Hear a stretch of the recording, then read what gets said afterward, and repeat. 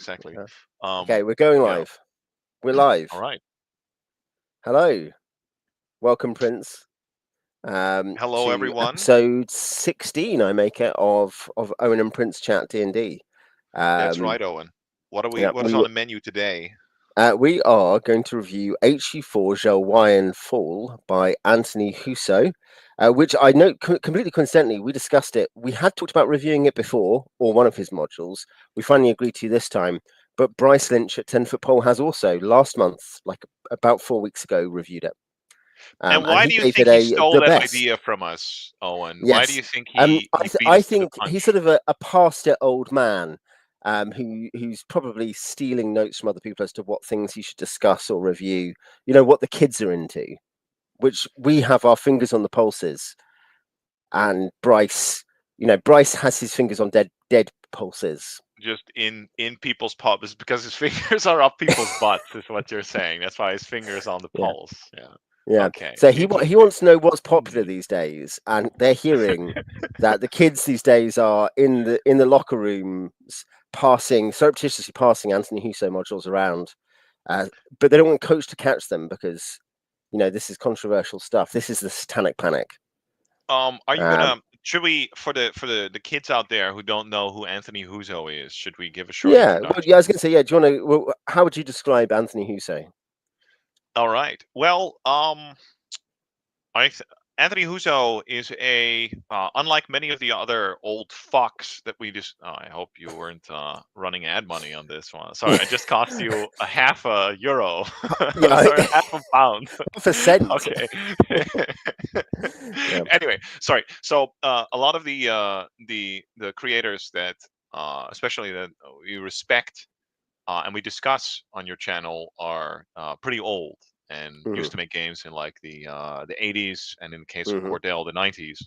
Um, but Anthony Huso is like brand new. I think he started writing in what is his first adventure, it was 2012 or something like that. Um, Mm, so yeah, he's a I can new check. uh, Hmm. he's a new game creator, and I think he's probably is maybe a bit controversial, but I think he's among the best, if not the best, adventure writer to make stuff for. And now here it is. It's all for Advanced Dungeons and Dragons First Edition. Yeah, it is. Yeah. Is one of the biggest, I was going to say and one of the Nightwolf Inn biggest is promoters of AD&D Online. 2016. Yeah, Nightwolf Inn. 2016, even later. Excellent, Yeah, Nightwolf Inn. So yeah, he's a newer creator, and a very good one. yeah. By the way, we do have some early racial abuse from the Early Hungarians. heckling. That's true. Yeah. Yeah, yeah. We're That protected only by our Magyar brethren. Yeah, Um, we were caught in some we were lost in a different argument, perhaps for a yeah, different channel, perhaps on yeah, BitChute, who knows, right? yeah, But yeah. let Um, us continue. So Anthony yeah. Huso. Find our Rumble channel. Yeah, yeah, Michael yeah. says, "Hope you well." Oh I am no. well. We are. I think we are well. Are you well, Prince? Yeah, I'm doing pretty well. I'm waiting for a certain project to Mm, kind of resolve while I'm getting ready uh to start looking into options to make an expanded edition of Slith Hive, my fantastic high level adventure for level 14 and up for AD&D First Edition.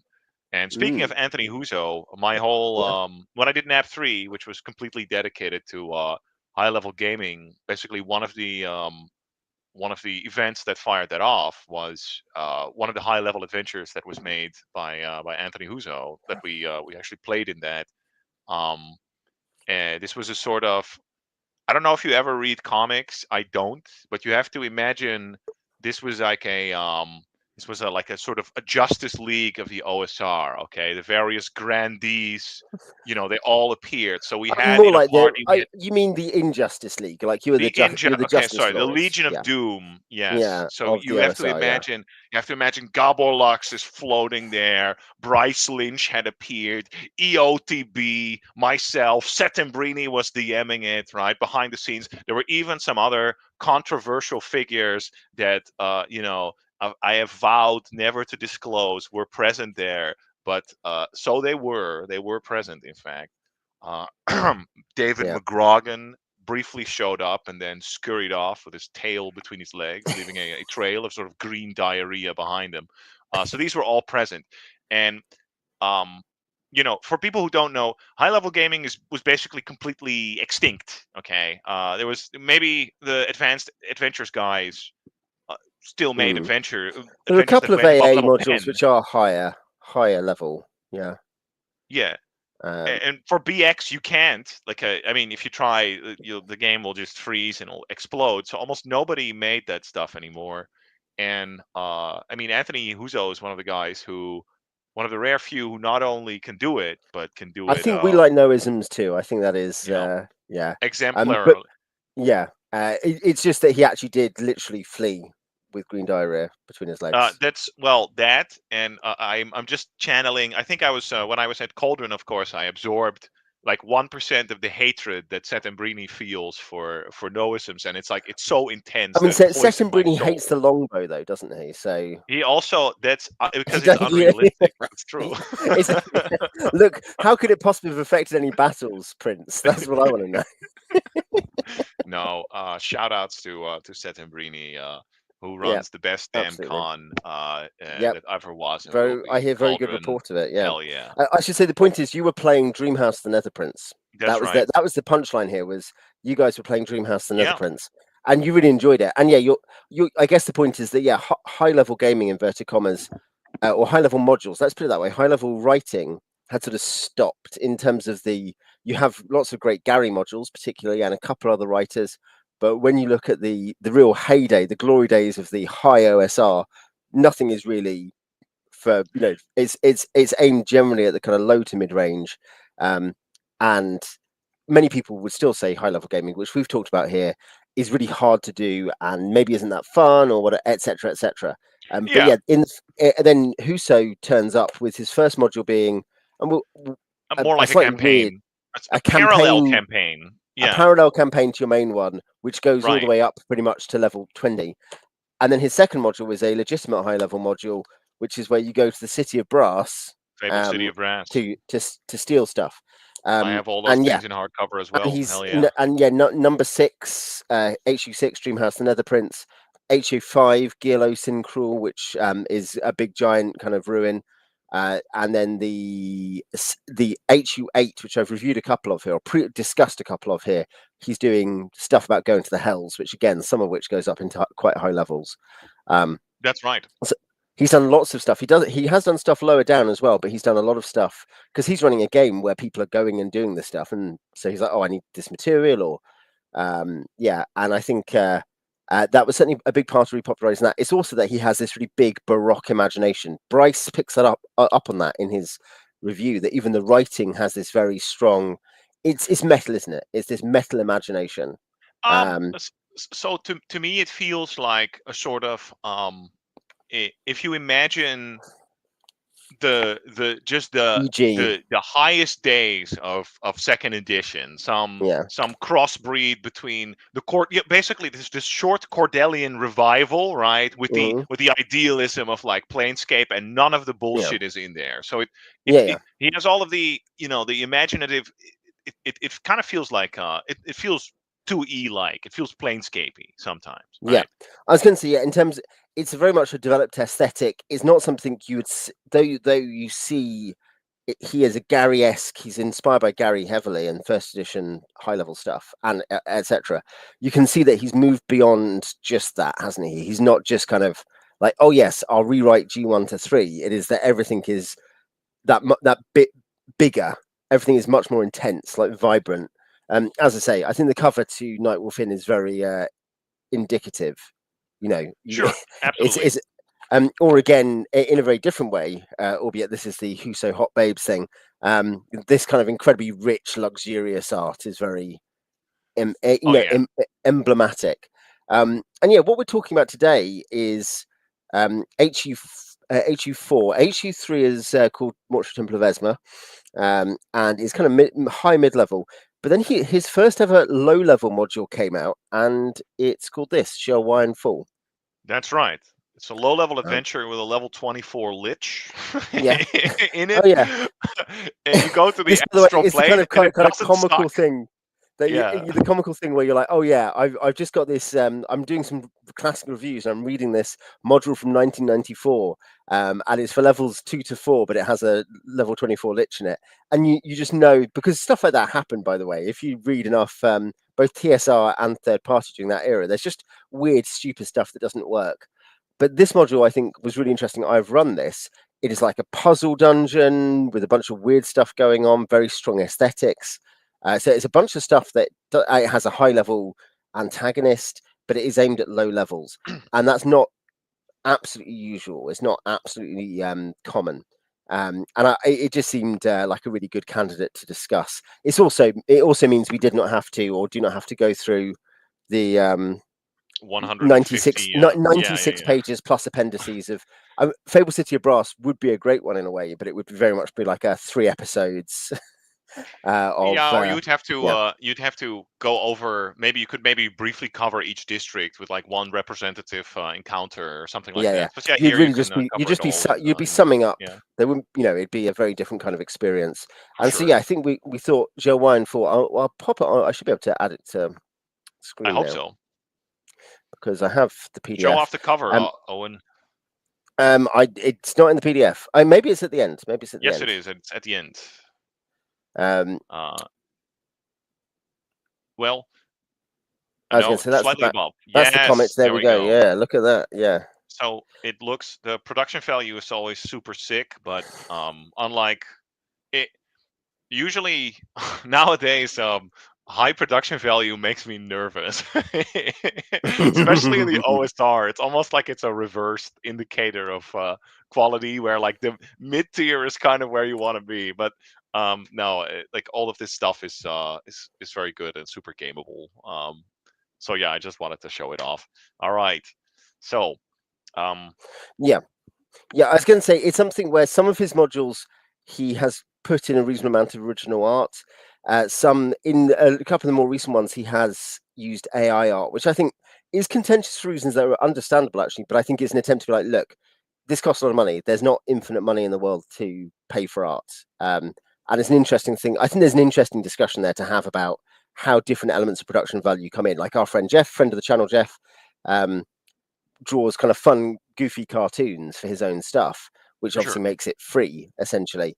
And that's a nice aesthetic to add to that. But like that isn't going to suit everyone, and not everyone can do it. On the other hand, yeah, do you spend all your budget? Do you kickstart stuff and then spend the $2,000, $3,000 on a 80, fairly 80 small to number of pieces of 90% art? goes to art. Yeah, for sure. Yeah.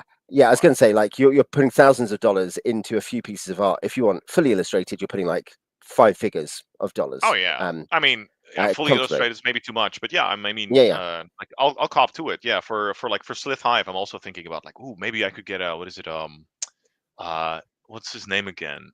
Peter. I think a Peter Mullen. Mullen cover or something like that. Yeah, I'm like, wow, how much would that be? Could I get that? Right? Like, so, Yeah. and it's because that art is like one of the. It's almost like the art determines like what tier your adventure Mm. gets to be in, and if it's below a Yeah. certain production value, like a lot of people are just go, oh, this is just some cheap crap, and they'll never look at anything else. So, in Yeah. order to get your stuff out there, art is super important. For the actual Yeah. quality, it's almost irrelevant. That's why it's such an interesting sort of like Yeah. factor. Oh, in the same way with layouts, Yeah. you can have a bunch of layout tricks that don't actually even make it easier to read or run, but they're just there, and people are like, look at the layout. They've It's made like effort. yeah, it's like having gold lettering basically. Yeah. And I Illuminating all of the letters in your just the production value is nicer. It so seems I think there's an fancier, interesting yeah. thing there that obviously, yes, how does AI art play into that is a legitimate thing because I can see both sides in that debate, to be fair, but it is something where, given the enormous cost of entry to putting your product on the shelves, based on something which, frankly, the art does not like have an absolute primary role to play in an adventure being good. It has an incredibly tertiary role. But that said, as you say, Tony has ended up with some amazing pieces of art that he's commissioned over the years. Yeah, That and I mean, you can yeah, argue that that art for certain campaign settings or games, mm, having a sort of distinct aesthetic is very important and really sort of I like think so. colonizes the imagination of people. But that's Yeah, and yeah, I think the yeah, rare if few it's not exceptions. purely vanilla, if it's your Dark Sun, if it's your Dolmenwood or whatever, Right. like stuff that has a I different think kind of Dolmenwood is flavor. a horrible example. I think Dolmenwood art is not distinctive. I'm I think yeah, there's some great Wormskin art. for I sure. remember I believe you. OG. I remember. In the olden days when Yeah, Dolmenwood was good. Anyway, we are yeah, when it's getting dark. way Yeah, off track. yeah. Well, no, This I is think an it's adventure for levels 2 to 3, yeah, Owen. yeah, 2 to 3 indeed. But yes, I actually ran it for 1 to 3. But the one thing is that you're gaining levels, and the big thing is that people are going to end up. Yeah, it's a way of pushing people onto a higher level plane as well What via is the the premise? artifice. Why don't we Um, introduce the premise yeah, of yeah. So Zjelwyin Fall? Zjelwyin. yeah, whatever. Zjelwyin. Yeah, it is a Astral Tomb of Horror style adventure for characters of second and third level, and is written expressly for Osric, or as we know it best, AD&D. EOTB will be pleased to hear that. 5 characters at a minimum should be enlisted, as the adventure is not gentle. And Since he low level even characters are recommends 2 easier, characters yeah, per because they're easier to manage. NPC. Think of this as a low level dungeon wrapped around a high level core. As long as the party doesn't ignore obvious warnings, they will not rouse the dreaming Lich King and precipitate their immediate demise. Should players ignore all warnings and rouse Shodra Dakod from his astral trance, my advice would be to mercilessly destroy the group as any proper Lich would. Nevertheless, this is your adventure now. Shodra Dakod, a vile Gringling Lich King. Gringlings are his kind of a Zodra distinctive piece of Dakod furniture. is that's Yeah. probably sounds like a Romanian politician. Yeah. Oh, yeah. Wasn't he the guy who might have been being funded by Russia, but no one's sure about Yeah, that? Zodra Um, Dak. I remember now. Yeah, yeah. exactly. Yeah, yeah. Melan, could you confirm this with your regional knowledge? No, Master of both but space and time, long but I ago what so established. but the point is here, right? Like so, Yeah. it's for levels 2 to 3. Mm. But It does this. you It go says this on to the 6th paragraph. No one above third level can get in to this place. yeah. I So was there's a about whole thing to where ask, right? yeah, You yeah, go to the astral plane to the concealed, totally hidden astral fortress of some mm, lich guy, yeah, right? yeah, What are you doing there? You're level 2 to 3, and then yeah. he comes up with a which is admittedly this is a what do you call that? It's convoluted in a way, but it works. It's an excuse. It's an excuse so the adventure can happen. So players of level 2 to 3 can Excuse to have go a planar adventure. So there's multiple things. It's a exactly. planar adventure. Yes. Yeah. Um, and it intentionally picks a plane where, and there is an encounter chart, but a plane where some of the risks can be realistically managed in a way that makes it feel like those low level characters can get somewhere. Yeah. So they get somewhere, and the dangers are leveled to their ability, because that's the whole gimmick of the dungeon. So it's a way of experiencing the planes without being like, I waited till I was 9th level. You can, by the way, you can go to the planes earlier than that. I just took a 3rd and 4th level group to the planes, actually in my open table game. I But the mean, you point can is, yeah, introduce some sort of device, but yeah, the party cannot voluntarily travel there on their own initiative, presumably. yeah. Well, I was going to say, in this case, they found a portal which took them to a Right. particular place. It was again partly a way of just being like, look, this is a fairly you can limit, because the thing is, it's not actually fun to be like, look, wouldn't it be funny if your 3rd level party went into a 10th level area and all died?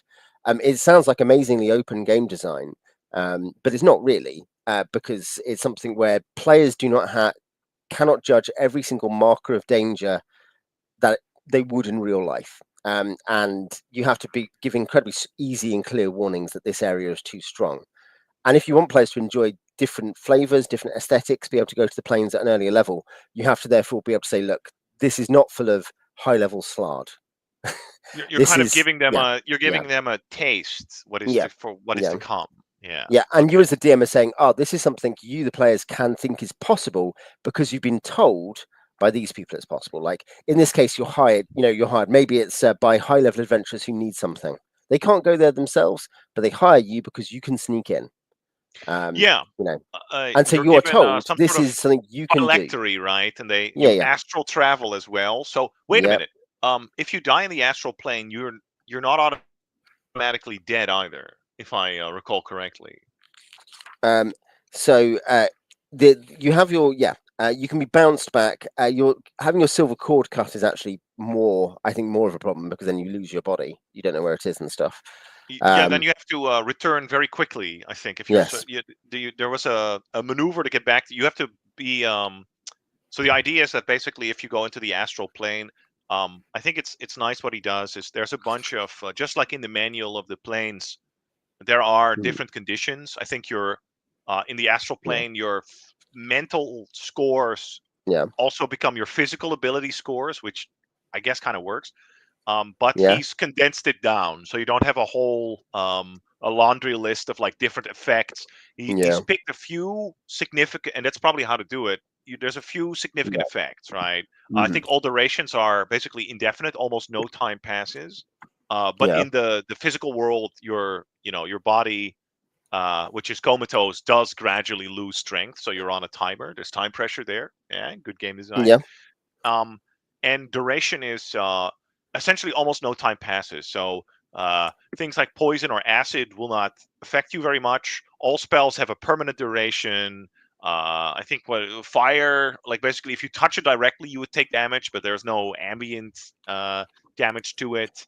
Like a bunch of effects like that. You don't need to eat or sleep, and you cannot rest either or regain your spells while in the astral. That's also one. You got to do this one in one Yeah. run essentially. Which is a similar gimmick in a way to what he uses in Fabled City of Brass, where he's like, look, essentially, it takes all this time to go to this place. No, it was Yeah. in Fabled City of Brass. You aged a couple of years every time Yeah. you Oh no, but you as you in is left. that it I think took you? yeah, Yeah, no, you did. As in it took you ages to get there, and yeah. you age when you leave. Possibly, I forget which way around it goes. I think But so. Yeah, essentially, it puts like a cap on how often you're going to be able to do something, yeah. and You have it's to get maximum yeah, yeah. And maximum yield from your single Huso is run. Yeah. Huso's a video game designer, and I think Yes. that's for Dishonored 2, Prey, the modern Prey, amongst other things. And you can That's see right. his sensibility, very big, as Melon can witness to, big in the thief modding community. For sure. Um, like yeah, like you can see the sensibility of by video game design brain. We mean it is a positive thing. I talked about this recently in my most recent classic D&D campaign, and because I was reflecting on the way in which we see video games claiming parts of the legacy of the classic D&D style. And what you see in those games, often the idea that you're like, look, you have to perform well in this contained environment. And you can see that Huso's doing that with some of these modules. And with Zjelwyin Fall, the idea that you've got to go there, you got to get there. And a lot of you, because you level up, you basically gain a level automatically upon leaving, more or less. It means loads of If you you will never be complete able the to go back. adventure, Yeah, if you yes. complete the adventure. But Well, like those you won't be able to get back because when you'll be people talk fourth about level. video game design, I agree with you for the record, by the way, that usually it is I mean, being an actual video game designer is definitely an advantage.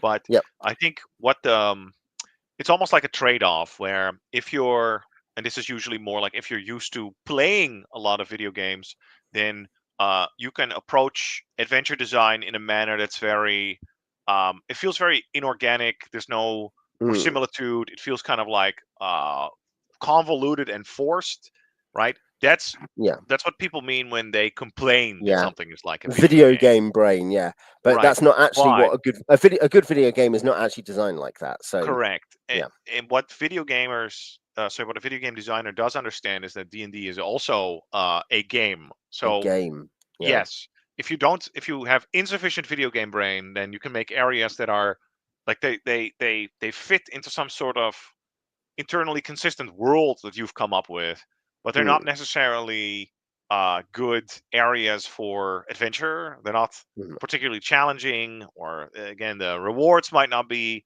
that great, right? So having understanding like basic game design techniques is a net positive as far as I yeah. guess we're both concerned. No, indeed. I was going to say this is the Ashton Counters thing. There are a few pages of his not quite house rules. They are based on Manning of the Plains and stuff. You can see stuff here about if a silver cord is severed, save versus spell or die. Nevertheless, regardless, 1d10 turns later, you die unless you exit the astral through a color pool and assume a new physical body. Because the point is, you just automatically get a physical body on leaving it. So, but you need Which to is leave. a Yeah, bizarre but interesting idea, mm, actually, that yeah, your spirit goes to this other world, and there you just construct like a I guess they sort of just construct like a matter shell around your Yeah, yeah, spirit, and yeah, yeah. that was I'm super not sure about interesting. the theology of this. I'm skeptical, Yeah, but like I think as a game point, it's it's great. As cool as in, yeah, fuck. yeah, yeah, Yeah, yeah, yeah. but Absolutely. also that the idea is also that he also restricts your equipment quite a Yes. bit. And Mm, again, the difference between, this could very easily have been set on the prime material plane and could have been really convoluted, where like you mhm. go into a dungeon, but you can only bring your magic weapons or something. But here, it's already baked into the metaphysics very elegantly that once you enter the astral plane, you can't take mundane equipment into the astral plane because you're in some sort of Mhm. dream shape, but you can actually take magic weapons and Yeah. magic items. I believe all the magic stuff loses a plus for each plane that they're uh Yeah, you know yeah, the Astra is one away, so you'll be at -1 on each of those items if it that's has a right. plus. Yeah, and you can Obviously, use other stuff like healing potions don't lose that. Like as in anything that no, doesn't have pluses is unaffected. Stuff that is plussed would be on the Astra at -1. right. Yeah, And you can use Nistel's magic aura to bring some gear yeah. along as well, but you would Which need is a someone great else to way to cast remind it. you that that is a good, interesting spell. Um, I guess, yes, to like use as in, for it's a something else spell that than has. scamming. Yeah. Yeah, exactly. Exactly. That's one thing is you see it as a thing that my players have occasionally been scammed by items like that. Partly because I think Tony likes it as a spell, but and have partly been like maybe we could do this with this spell. But yeah, the fact it gives another use to that, the idea like no, what about anywhere you need magic items? Yeah. Which loads like there are modules where that matters. You know, there are other plane, and certainly there's a plane where it matters. I think the thing about planes, you're right. You're talking about boiling it down. I've run using first edition manual of the planes, the second edition planescape rules, you know, and various things combined together, come up with or run various planes. Like I've run Limbo, I've run the Astral Plane, I've run Acheron, and Arborea, so like Olympus, etc. Like I've run a few of them, and it's great. I really like the different flavors, and I think that's part of what my players remember about those experiences, Concord and Opposition, because they're just a bit different, and they have to learn the rules of the place. And it is a time where what we call in module design gimping, players love. It's completely different. Like they're like, oh, that's a really interesting challenge, rather that because it's preset and it's understandable, rather than like arbitrarily this dungeon does this awful thing, or you're not allowed to have any fun in this dungeon. On the Well, planes, it's seen as a different challenge. It's like D&D, but with each of these places is a different flavor of ice cream. yeah, I guess I conceptualize it like from just a like as a gameplay element. It's just that like at Yeah. the super top of everything to get to the really good stuff. You depart the very world uh where you're in with um Yeah. principles that are fairly static, and you depart for these other places that have Mm. rules that are totally different. It's like the ultimate challenge. Like, you go to the abyss. It's not just that uh it makes sense that in the very very highest echelons, that like whatever, the bad guys are not going to give you complete freedom. No, you go there, it's hard mode. They have advantages there, and you have disadvantages there. That's Yeah, totally I was going understandable. to say it's about fairy. It's something that there's some of the same thing hinted at, and I need to check the final product to see how much has been developed. But I know I developed some of it when in my campaign for Dolmenwood was the different realms of fairy. The idea they should have different feelings and different rules and different principles. And of course, with fairy, we might think particularly of the idea of rule, literally the idea of rule and language and stuff like that. It doesn't matter, but the whole point is the planes have that same fictional function of being you're beyond a threshold into somewhere unusual and different. And as you say, that allows you to shift some of the game terms, like it becomes hard mode. I know in Tony's hell modules, which I've talked about two of them on the channel, he's like, oh yeah, each each level of hell has a torment. This one it's just stinks and you want to be sick all the time.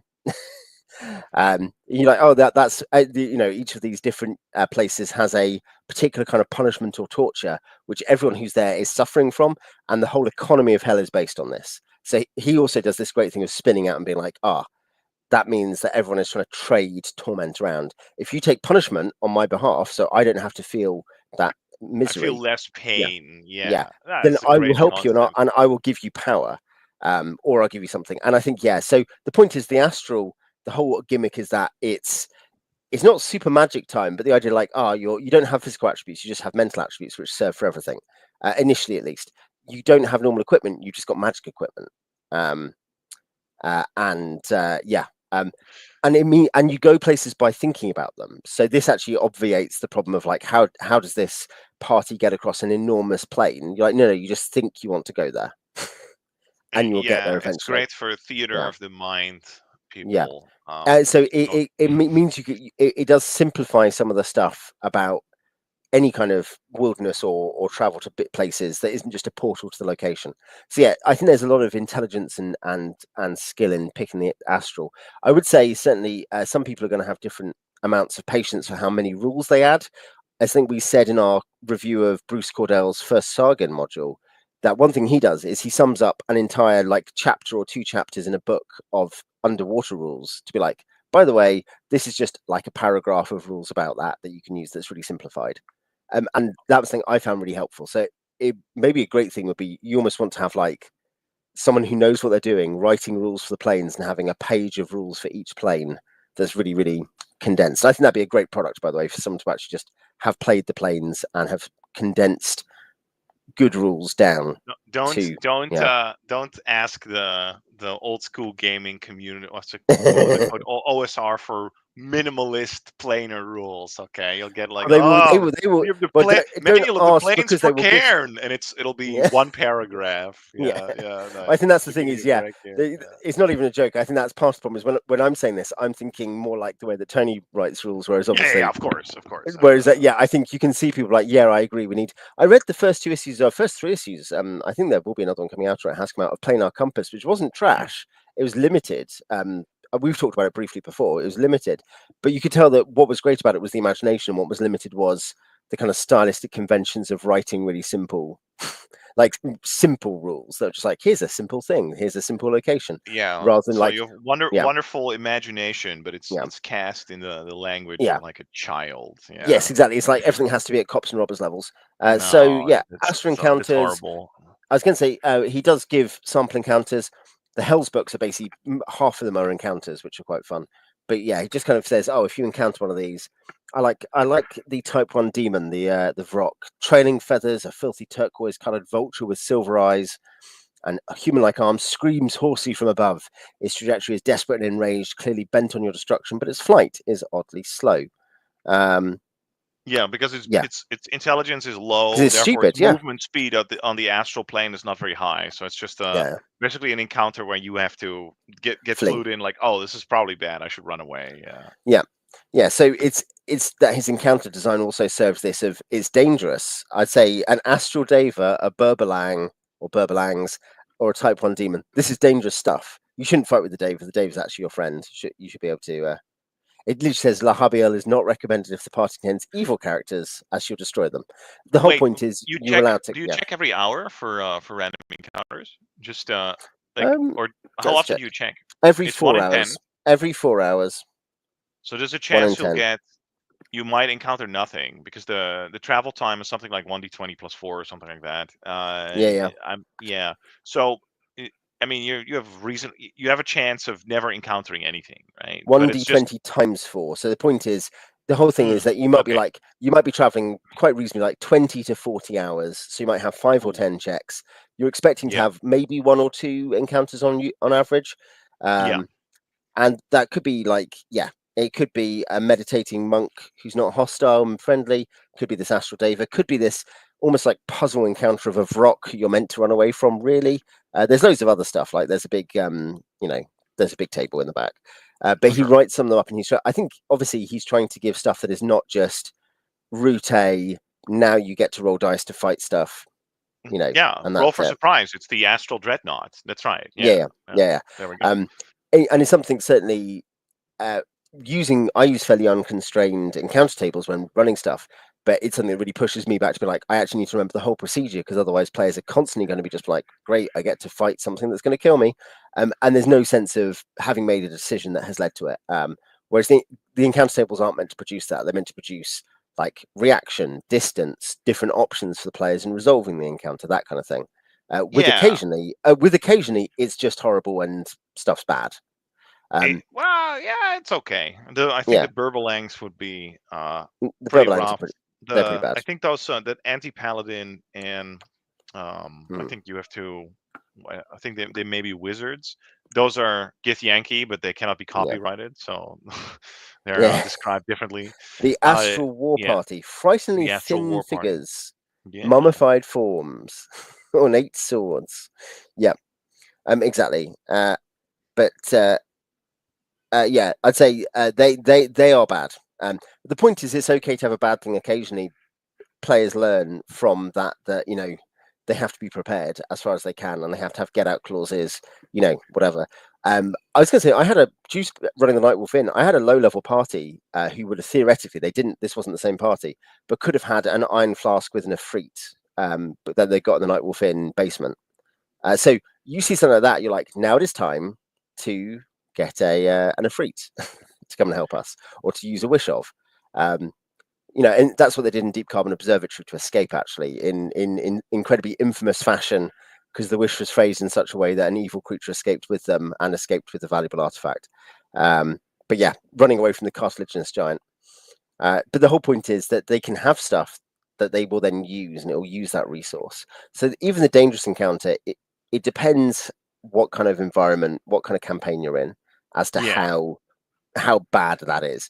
But bad stuff is not inherently, as in dangerous stuff, is not inherently wrong for the game.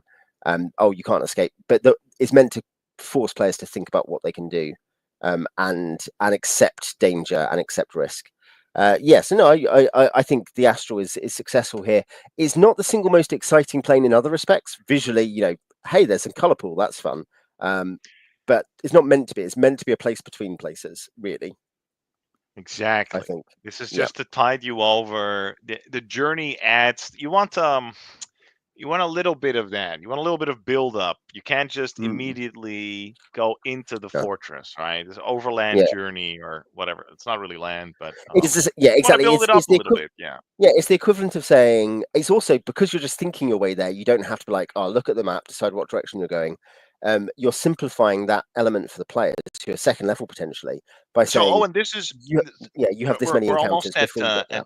Yeah, Zjelwyn Fall proper, yeah, but we are. explain to me how is this not just a 5 room dungeon? Actually, now that we think about it, Yeah, I was going to say, is it five or first is of it all, it's it's seven seven? rooms. It's seven. It's It's seven. 7 rooms. One Yeah, word is yeah. not a 5 room dungeon. It is a 7 room Is dungeon. two Yeah, more? It's more. but It's better. Yeah. yeah. Um, So yeah, but but that's explain a to good me point. It is a why seven isn't room this just dungeon. another 5 room dungeon? I was going to say bad ways of describing a module. You could be like, so there's this great module by Tony Huso, and what happens is you basically just have a random number of D10 checks to see maybe if some Githyanki kill you, and then there's a 7 room dungeon at the end with a lich in it. That's right. Like that is That's actually right. the adventure. The big thing is that, and we'll talk about this, but the big thing is that it is when I say puzzle dungeon, the real way in which it's a puzzle dungeon isn't that it has loads of sub puzzles which are really complex or fiddly or noodly. It's not really that, but rather that traveling through the dungeon itself requires logical deduction. You have to work out the best ways of getting through through the dungeon to the rooms, because you can't just go to the thing you need to go to, the final room, straight away. Yeah, Um, how to reach the how to reach the yeah, places and reach the end. That's the deduction part. That's yeah. right. And in And that yeah, sense, this is really clever. Yeah, this is yeah, and it's done really well. And I would say a relevant thing. It's the same with some of his Nightwolf Inn puzzles. People say, "Oh, people understandably like I'm sketchy about puzzle dungeons or puzzles in the game," because basically it is legitimately the case that sometimes they're boring for half the players or they're too hard. You read stuff where you're like, my players just aren't going to do this. I would say that my group has solved a bunch of his puzzles, including this dungeon. By puzzles, I mean the getting through the dungeon. So it's not impossible. It's not super hard. It just requires a bit of thought, and it is part. It's always been there in the game. There's always been things like this, riddles and puzzles. Um, and famously, yeah, Gary yeah. was a big fan. Yeah, Yeah, that's yeah, nice. indeed. Both from unpublished stuff, great Castle Greyhawk seems to be full of this stuff, but even stuff in Temple of Elemental Evil, you have the residuum, maybe not fully developed in that of some of this, and some of it is not even or Lost Temple, Forgotten Temple of Tharizdun. which isn't even necessarily puzzles in the sense that lots of people assume a puzzle is, oh, I have to work out the meaning of these numbers. But a puzzle can be like, I need to be able to bypass this. And so I need to, it says on the door that those who are not of the order will be executed or will be doomed to destruction. I need to go and get monkly robes to bypass this danger. Like it's like point and click adventure in that way. Sometimes it's more about understanding the cue that you need to go and get something. So there's all kinds of ways of doing puzzles that are not super onerous or annoying for players, I think. Um, Um, well, this one reminded me a lot of. I don't know if you've ever played it. I did run about half of it. I kind of, and after that, I started running Slith Hive, so we stopped. But otherwise, I would have continued. But I've run like half of Monte Cook's Labyrinth of Madness, yes, you and did, didn't you? Yeah. um, it's less atmospheric than this one, Zjelwyn Falls. So it feels even Mm, more. It feels very artificial, right? But the mhm, gameplay is good. The dungeon proper is very interesting because it's also it seems kind of constrained and limited, right? But then there's all this extra stuff of the dungeon that opens up. There's like glyphs hidden in mm, the dungeon, and only if like those glyphs are found, then certain other areas of the dungeon become visible. So instead of making the entire place accessible in one go, you kind of you conceal it, and the players have to figure mm, out like, and maybe have to backtrack at some point, or maybe they'll have to use divination, and uh, that this adventure reminded me of that because it's also like you have 7 rooms, right? Could just be peanuts. If you put them in a mm, in a line, it's nothing. It's stupid, right? There's almost nothing there. You'll breeze through it. Well, I mean, it's not really true. Like every room obviously has interesting stuff going on, but it doesn't feel so impactful. But by adding this sort of extra layer to it of like that you kind of have to like you have to figure it out, this extra like method to advance, it feels much more significant. mhm. Yeah, indeed. And players don't, in my experience, some players are not going to enjoy it as much as others. But if it's at that level and it's not sort of like to do anything in this dungeon, you must spend time solving logic puzzles. I think most players, in my experience, tend to enjoy that. Right? They're like, yeah, great. You know, a bit of Um, that, a bit of spice is nice. well, so this is not a puzzle dungeon in the sense that most of the encounters in Zjelwyn Hmm. Fall are just playing D&D. So Yeah, yeah. No, there's actually exactly. quite a Yes, bit of combat involved, and it is not. so It is. that's going to Yeah, that's engage a lot of yeah. players. Yeah, You know, and the stuff, and there's stuff to find. for sure. There's really, I mean, aside from the core puzzle, there is like one other like there's kind of one other thing that will feel more like a puzzle. There's a couple of puzzles, one of which will feel like a puzzle, basically. For sure. But yeah, one thing is that one thing that a puzzle dungeon sometimes means as well. We sometimes use that to refer to, in a way that is misleading. Is we mean there are non-combat and diplomatic encounters that are like are not quite obligatory, but are kind of core to the experience. And that's something which again falls into that wider genre of there's plenty of combat in this module, but there's also a couple of weird things where you're like, this is just a kind of I have to solve this indirectly without just attacking. Um, Well, yeah. with I do mean when I say when like with a puzzle dungeon, I do think of like a sort of Mm, challenges that are not overcome by necessarily effective use of your in-game abilities or a social again a dungeon with a more social element that would rely on your ability to like maybe figure out what mm, parties want and pit them against each other yeah, and be yeah. savvy, but like you really just pure often even like sort of abstract challenges. I guess that's the Mm, difference between you would have a puzzle dungeon or you can have a dungeon that has a problem that you have to figure out, but if the eh, eh, I feel if the context is like organic, right? There's the mm, if your challenge is more orcs than you can fight, and you have to think of a yeah, yeah. way to take them Get out. around that. Yeah. Yeah, but that doesn't scream puzzle to me. Yeah, But this really exactly. is a That's the thing. puzzle But dungeon, what, right? yeah, though I'd say it also has some of these other species of thing in it, is what I mean. It has some other bits going on. Yeah, But yeah, as I say, it's misleading to think they are. it's a puzzle dungeon just because it has non-combat stuff in it. Yeah. Jez, welcome. Yes, we do also welcome anyone spraying actual wolves. Just to tell us how it goes, how long you survive. That reminds me of have you ever seen Hawk the Slayer? I think I it was have not. Hawk the Slayer or Yeah, I know Beastmaster. No, you're it a was big fan. Beastmaster. It was Beastmaster. Beastmaster, Owen. Have you ever seen Beastmaster? No, I know these bad '80s films are actually kind of good secretly. Well, in Beastmaster, he had a hawk, and it was supposed to be a panther, but they couldn't get a panther, so I think they painted like a cougar or something. Apparently, this was pretty bad for the poor thing, but so that Yeah. reminded me of that. It's Yeah, not good to paint that's apparently animals. what Jez is doing. Is he's preparing like Spray low painting those rent, wolves, like wolves that actually look like, I don't know, astral wolves or something. astral wolves. Yeah. So yes, the order of business is that you have to visit 5 of the rooms to get to room 7.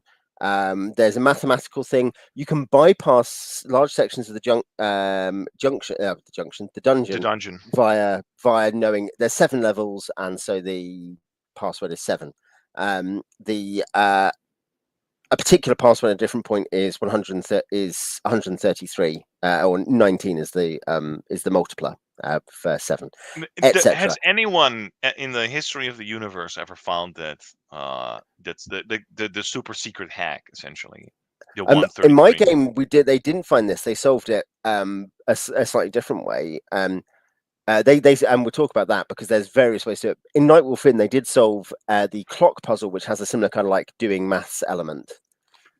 So, Jez says,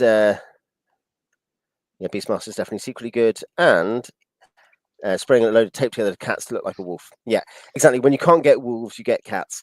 I was actually teaching a logic class today, and we were talking about kind of defining terms, and we ran into the fact that cat for some people is like, it's like a fluffy, cute animal with 4 legs, and someone else was like, like lion, leopard. And I was like, yeah, this is a good example of needing to define our terms. Because that's the thing. Are you taping together like leopards? Because you could just use a leopard as a wolf if you put pointy ears on it. You don't need to stick them together. But if it's domestic cats, that's more realistic as a solution.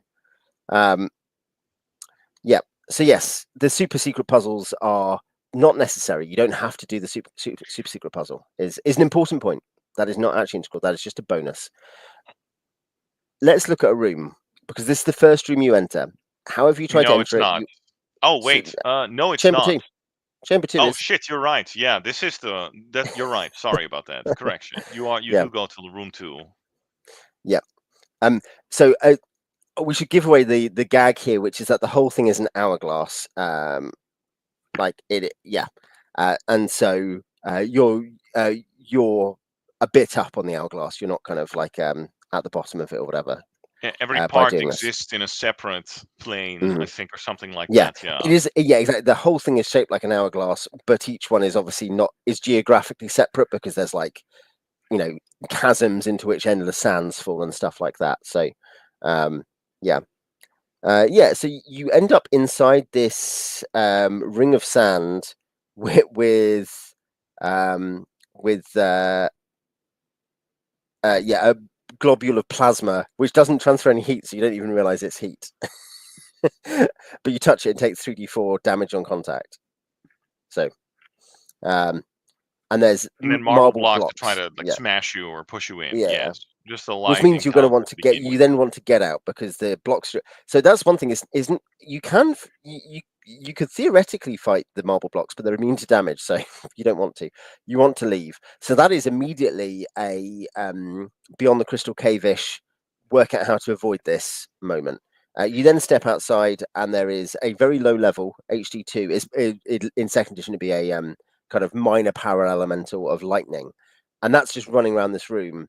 And though it's low level, it can like fire ball lightning, and it needs +1 special weapon to hit it, etc. So it's immediately quite a dangerous foe that it's probably in your interests not to fight.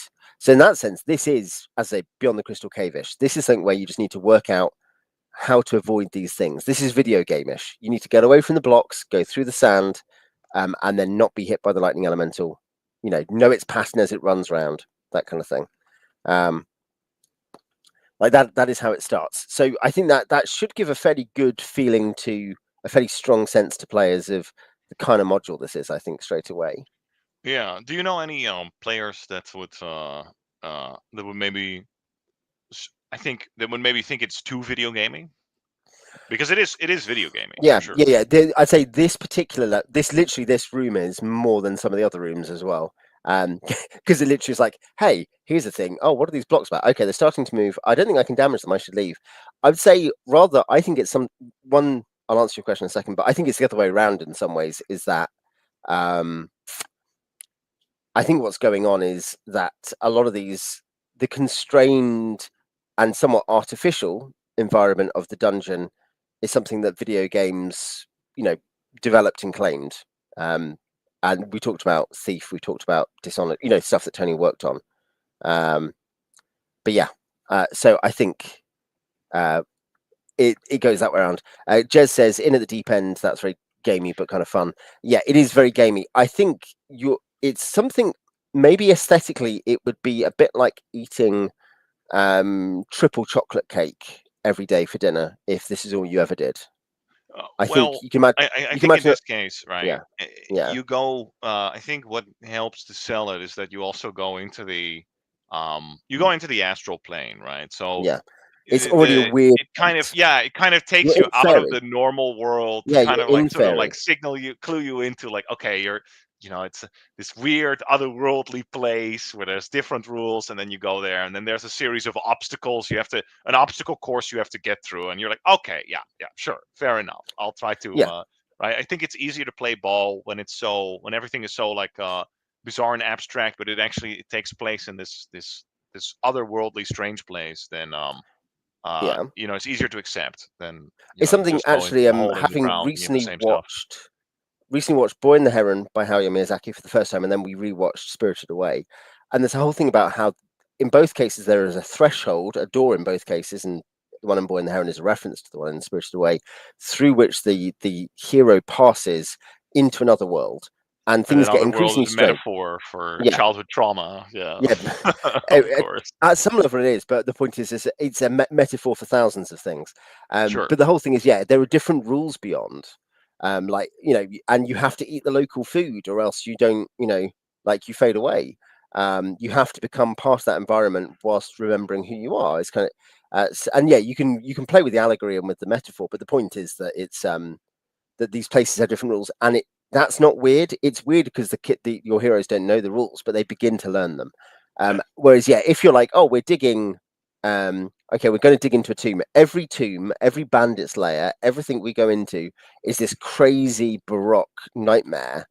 Um, that it's, I guess, is something which the players then going to start thinking the overworld is essentially not real. The only real thing is I think this is where people who push the mythic underworld kind of archetype of D&D dungeons are heading, is that really the overworld is essentially fake, and the only thing is these increasingly weird environments underground. Um, but Yeah, yes, I whereas think we actually, talked about that before. yeah, That there's a value in mm, that. I think D the and D. quotidian, yeah, Yeah, in I the don't know ordinary. exactly what quotidian means, but yeah, the quotidian. It sounds Answers like in a the Star chat. Trek alien, but Yes, um, no, sir, what a quotidian battleship has dropped out of no, warp. no, we're going. Yeah, the quotidian battleship is dropping out of warp, Captain. Yeah. Okay, Yeah, but okay, we're yeah, losing the plot here. No, what I was gonna yeah, say is like, D&D usually does get it is at its like most what do you call that? Like varied when mm, the rules are sort of like um it's it's sort of it's an overlay that you use to manipulate the world, mm, but there's more to it than what is explicitly defined there, right? And there's a yeah, sort of internal consistency to it. And with this adventure, we're all not doing that, but that's fine. We're yeah, kind of yeah. signaling we're going to this Because unnatural this is place, it's and yeah, it's it's a okay Saturday there. night Yeah, special, isn't it? It's a Saturday night special. right. Um, That's right. yeah. Matthew gets the answer with every day. Doof, quotitan. I'm a gamer, sir. Indeed. Quo That's right. vadis. Listen to the Um, cat. yes. But yeah. So exactly, this is Saturday night special, and it's okay. It's different. And I think it's about texture, and I don't think it's a bit like there's the theory in movies. I remember hearing this articulated with why Zack Snyder makes these wonderful things that are really memorable, but doesn't often make great films. Is that he really likes moments but not scenes. Like he does good moments, but he doesn't develop any scenes to get there. And scenes aren't these kind of worthless It's trash like an that you should. idiot savant, Yeah, is what you're saying. yeah. He does this great. Yeah, Okay. he gets Yeah. moments, but the scene is not just a boring vessel to get you to the cool moment. It is itself the thing you're experiencing. And so the fighting the bandits, and this is one value, by the way. We talk about the fact that you shouldn't always be like, oh, everything is best at first level, or the reverse. Oh, you should make everything should be low level, but everything should be crazy. Actually, there is a value to going back to some of those lower levels for the aesthetic, not for the gaming experience being first level necessarily. And there's an interesting discussion there because it's I, a tutorial level, but about the fact that actually part of the aesthetic of D&D is the cycle of going and purging bandits and fighting battles with roving orc war bands and things like that, rather well, than everything being always at the highest pitch possible. I think it's also the CAG mindset. Mm-hmm. I think it is also partially it well, so part of it is true, right? That like the the gameplay is a bit more varied if you like. There's no Mm. huge problem if you start at level 3 instead of level 1, No, right? no, yeah, But I at the think same that's time, where there's a complication. Yeah, yeah, I agree. I also think that it's also a reaction because in the OSR there's just such a Mm. massive glut of low Yeah, level schlock that yeah, you become sick of it, right? So then yeah, it's great. it, I to did just see. What wasn't skip Black all Racer that complaining stupid about stuff. this Yeah, in his Adventure Site Contest 2 review at one point? Was like, even when he was like, "This is a good adventure," but he was also sick of reading low level adventures. yeah, of course. Yeah, If you're yeah, an adventure reviewer, then you're going to yeah, get yeah, fucking sick of level 1 to 3 yeah, adventures. That's right. yeah. I was going to say this is something, of course, that I what I read is pretty selective. So in that sense, I can avoid that. But when we were talking because of Bryce having reviewed this, we were talking about kind of Bryce reviews so much, and a lot of that is kind of trash that has obviously kind of poisoned him against mankind because it's just first level stuff for non-real systems, and it's terrible. And there's so much of that in, as you say, in the OSR. You know, it's ubiquitous. Again, that's one of your inkhorn words you can define in the comments. Um, from, deriving from Latin ubi. So yes, what were you saying? So yeah, the point is, it's okay that this is gamey, but I think some players might be like, I really don't like this kind of thing. But I think most players, again, enjoy variety. It's part of what's attractive about the And game. what's the what is the I mean, how long do you think people will take to get through this adventure? 1 or 2 sessions? I think you could I get think it in one he if you says like play 3 quickly. sessions maybe. 3? I think yeah. Yeah, because of the I'm trying to puzzle think. elements in it. Yeah, yeah. Maybe I I can think see that that.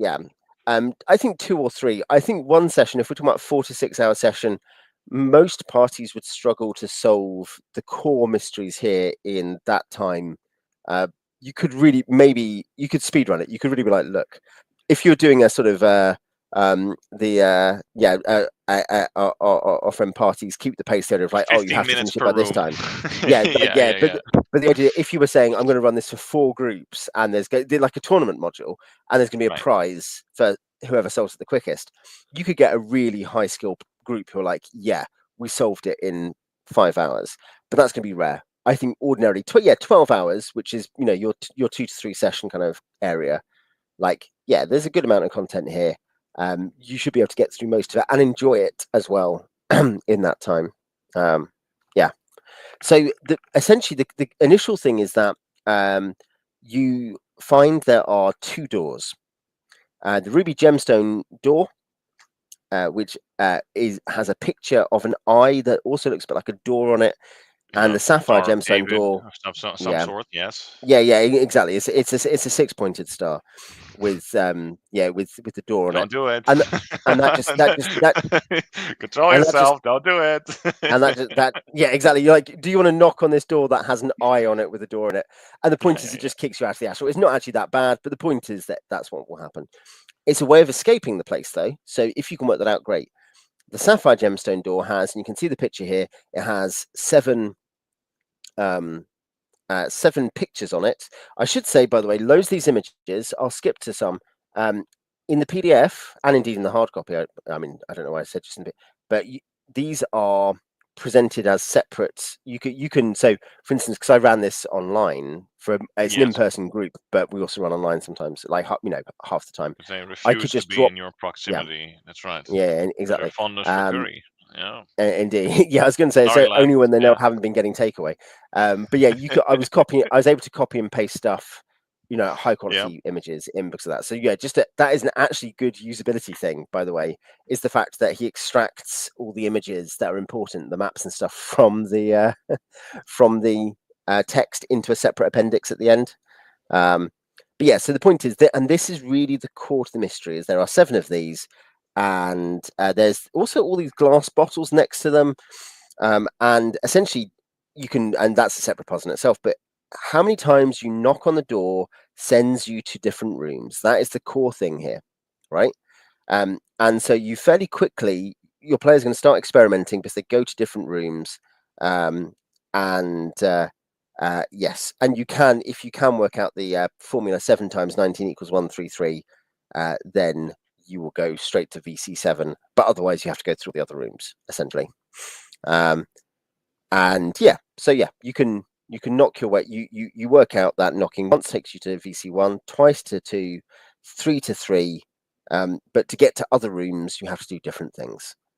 So you can get to 3 rooms initially. Again, this is a kind of very video gamey setup, right? You have access to certain areas fairly easily, and you can work out that part of the puzzle quite quickly. You knock once, you go to a different room. You knock 3 times, you go to a different room. Yeah, but there's an underlying sort of like there's an underlying logic to it that you have to figure out. Yeah, in order to Yeah, advance, for sure. but Yeah, then yeah, it's yeah, good video game design for sure. yeah. But anything else, the point is that like you can't get to these other rooms, and that won't solve the puzzle. However, 1 and 3 are one is the they literally, players will quickly feel they're standing in the top half of an hourglass, like they even get the vibe. I'll go back to that one, because and that's probably not a bad sample of another room. I Just wonder because why he did. Why is this yeah, room? This is 1. It's not 2. Why didn't he yeah, make the room of arrival room 1? because room 2 is further down the hourglass. Ah, okay, all right. You can Yeah, see that. We for sure. what we'll do, because we can actually go and look at the maps, because that will help not spoil the whole adventure. I hope So we are gonna. Oh, by the way, yeah, are these 10 or 5-foot squares? And if so, how do you know? they are going to be 10-foot squares because it's 133 foot across per room. Fair. Okay. So Yes, that yeah, makes sense. yeah. I can see that. So you can see there's the top. Next, next, next, and then this one has the different shapes. That's that puzzle room, the kind of proper puzzle room. And then at the bottom, And then the so you crazy can ass vertical room. you At the see end, the which rules. Yeah. voids in the middle are different across the different rooms, and so Oh hence yeah. why VC2 is where you enter, because it needs to be for the maps he's come up with. I mean, yeah, I don't, it's also something which I guess helps immediately get the players to start thinking about the knocking thing, because 2 brings them to that room, 1 takes them further up, 3 takes them further down. Yeah, it's They sort of obviously want to get to the bottom. it's They gonna obviously want to rely get on to the you bottom. picking up some Yeah, sort of symmetry or like yeah, picking up these properties to the rooms that you enter and figuring out that there's an underlying logic yeah. No, to definitely. what you're doing, that it's not random, and in that way, sort of like Yeah. yeah, figuring out how to reach the final room before you run out of resources.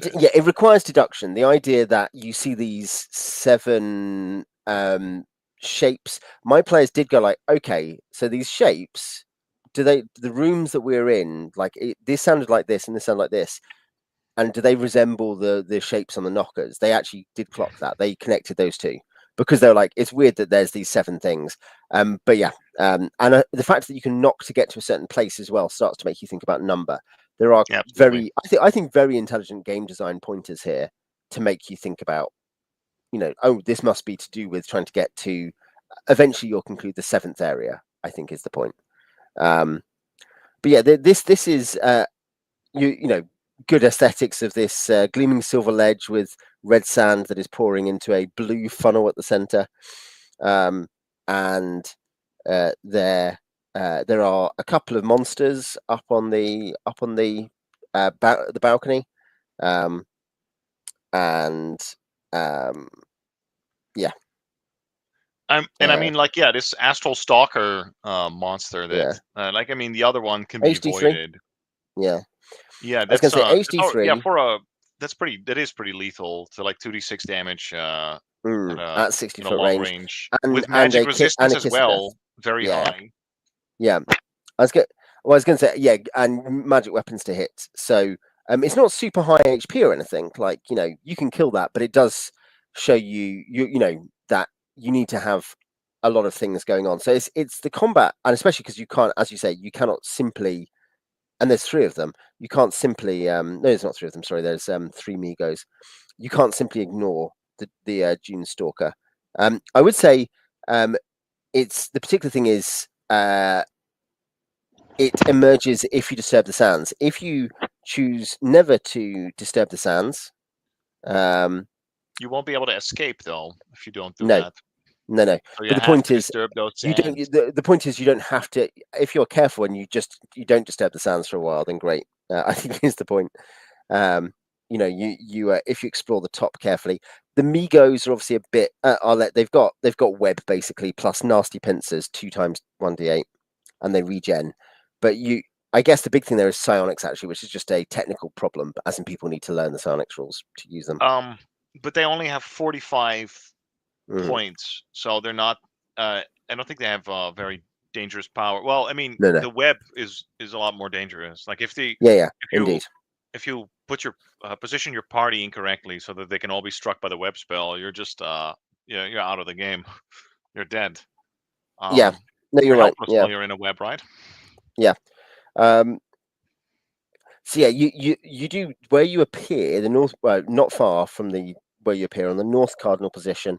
There is a silver edge one down in the language of magic, so magic users will recognize. And there's a skeleton with a rope and grapnel, rations which you don't want. They do warn you there's something weird potentially. There's red fungus on them. There's a glossy black spellbook with featherfall, jump, spider climb, scare, and web.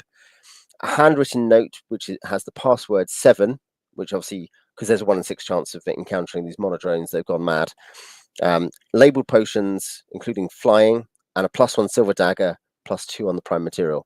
So he is generous here. The first room you go to, if you knock once, you go here. Nearby, there's a bunch of really good stuff that you want. And hints on how to bypass a sort of Yep. recurring enemy. Yeah, Yeah, yeah, yeah. it gives you several kind of jump dodge kind of things. I guess the spell book, because of the issue of rest and not rest, you're not going to immediately benefit from that. It does show you what the hint with the spell book is, that it shows you that a spellcaster wanted these spells when they were here. But the labeled potions, the fact you get flying, which means you can avoid. Would that actually make much of a difference that the spellcaster would have that? Because are you allowed to retry actually? Because they propel you into the astral plane with a bunch of phylacteries.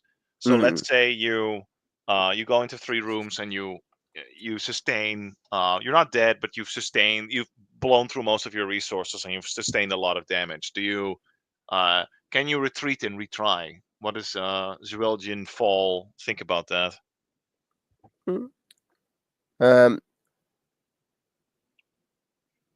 yeah, so it talks about when they fall asleep, you have to track time for them, obviously. Yeah. So there's that, which is a timer on how long you can do it. Hmm. I guess I'm trying to think, if you haven't disturbed Shodra Dakor, possibly you can, because once you've messed around with him, you basically can't. But you That's shouldn't the get unlimited attempts, right? Because these no, phylacteries require like crushed gemstones in order for you yeah. to astrally travel. So yeah, I think possibly there's a interior logic there of you're going to get one chance because of that. Um,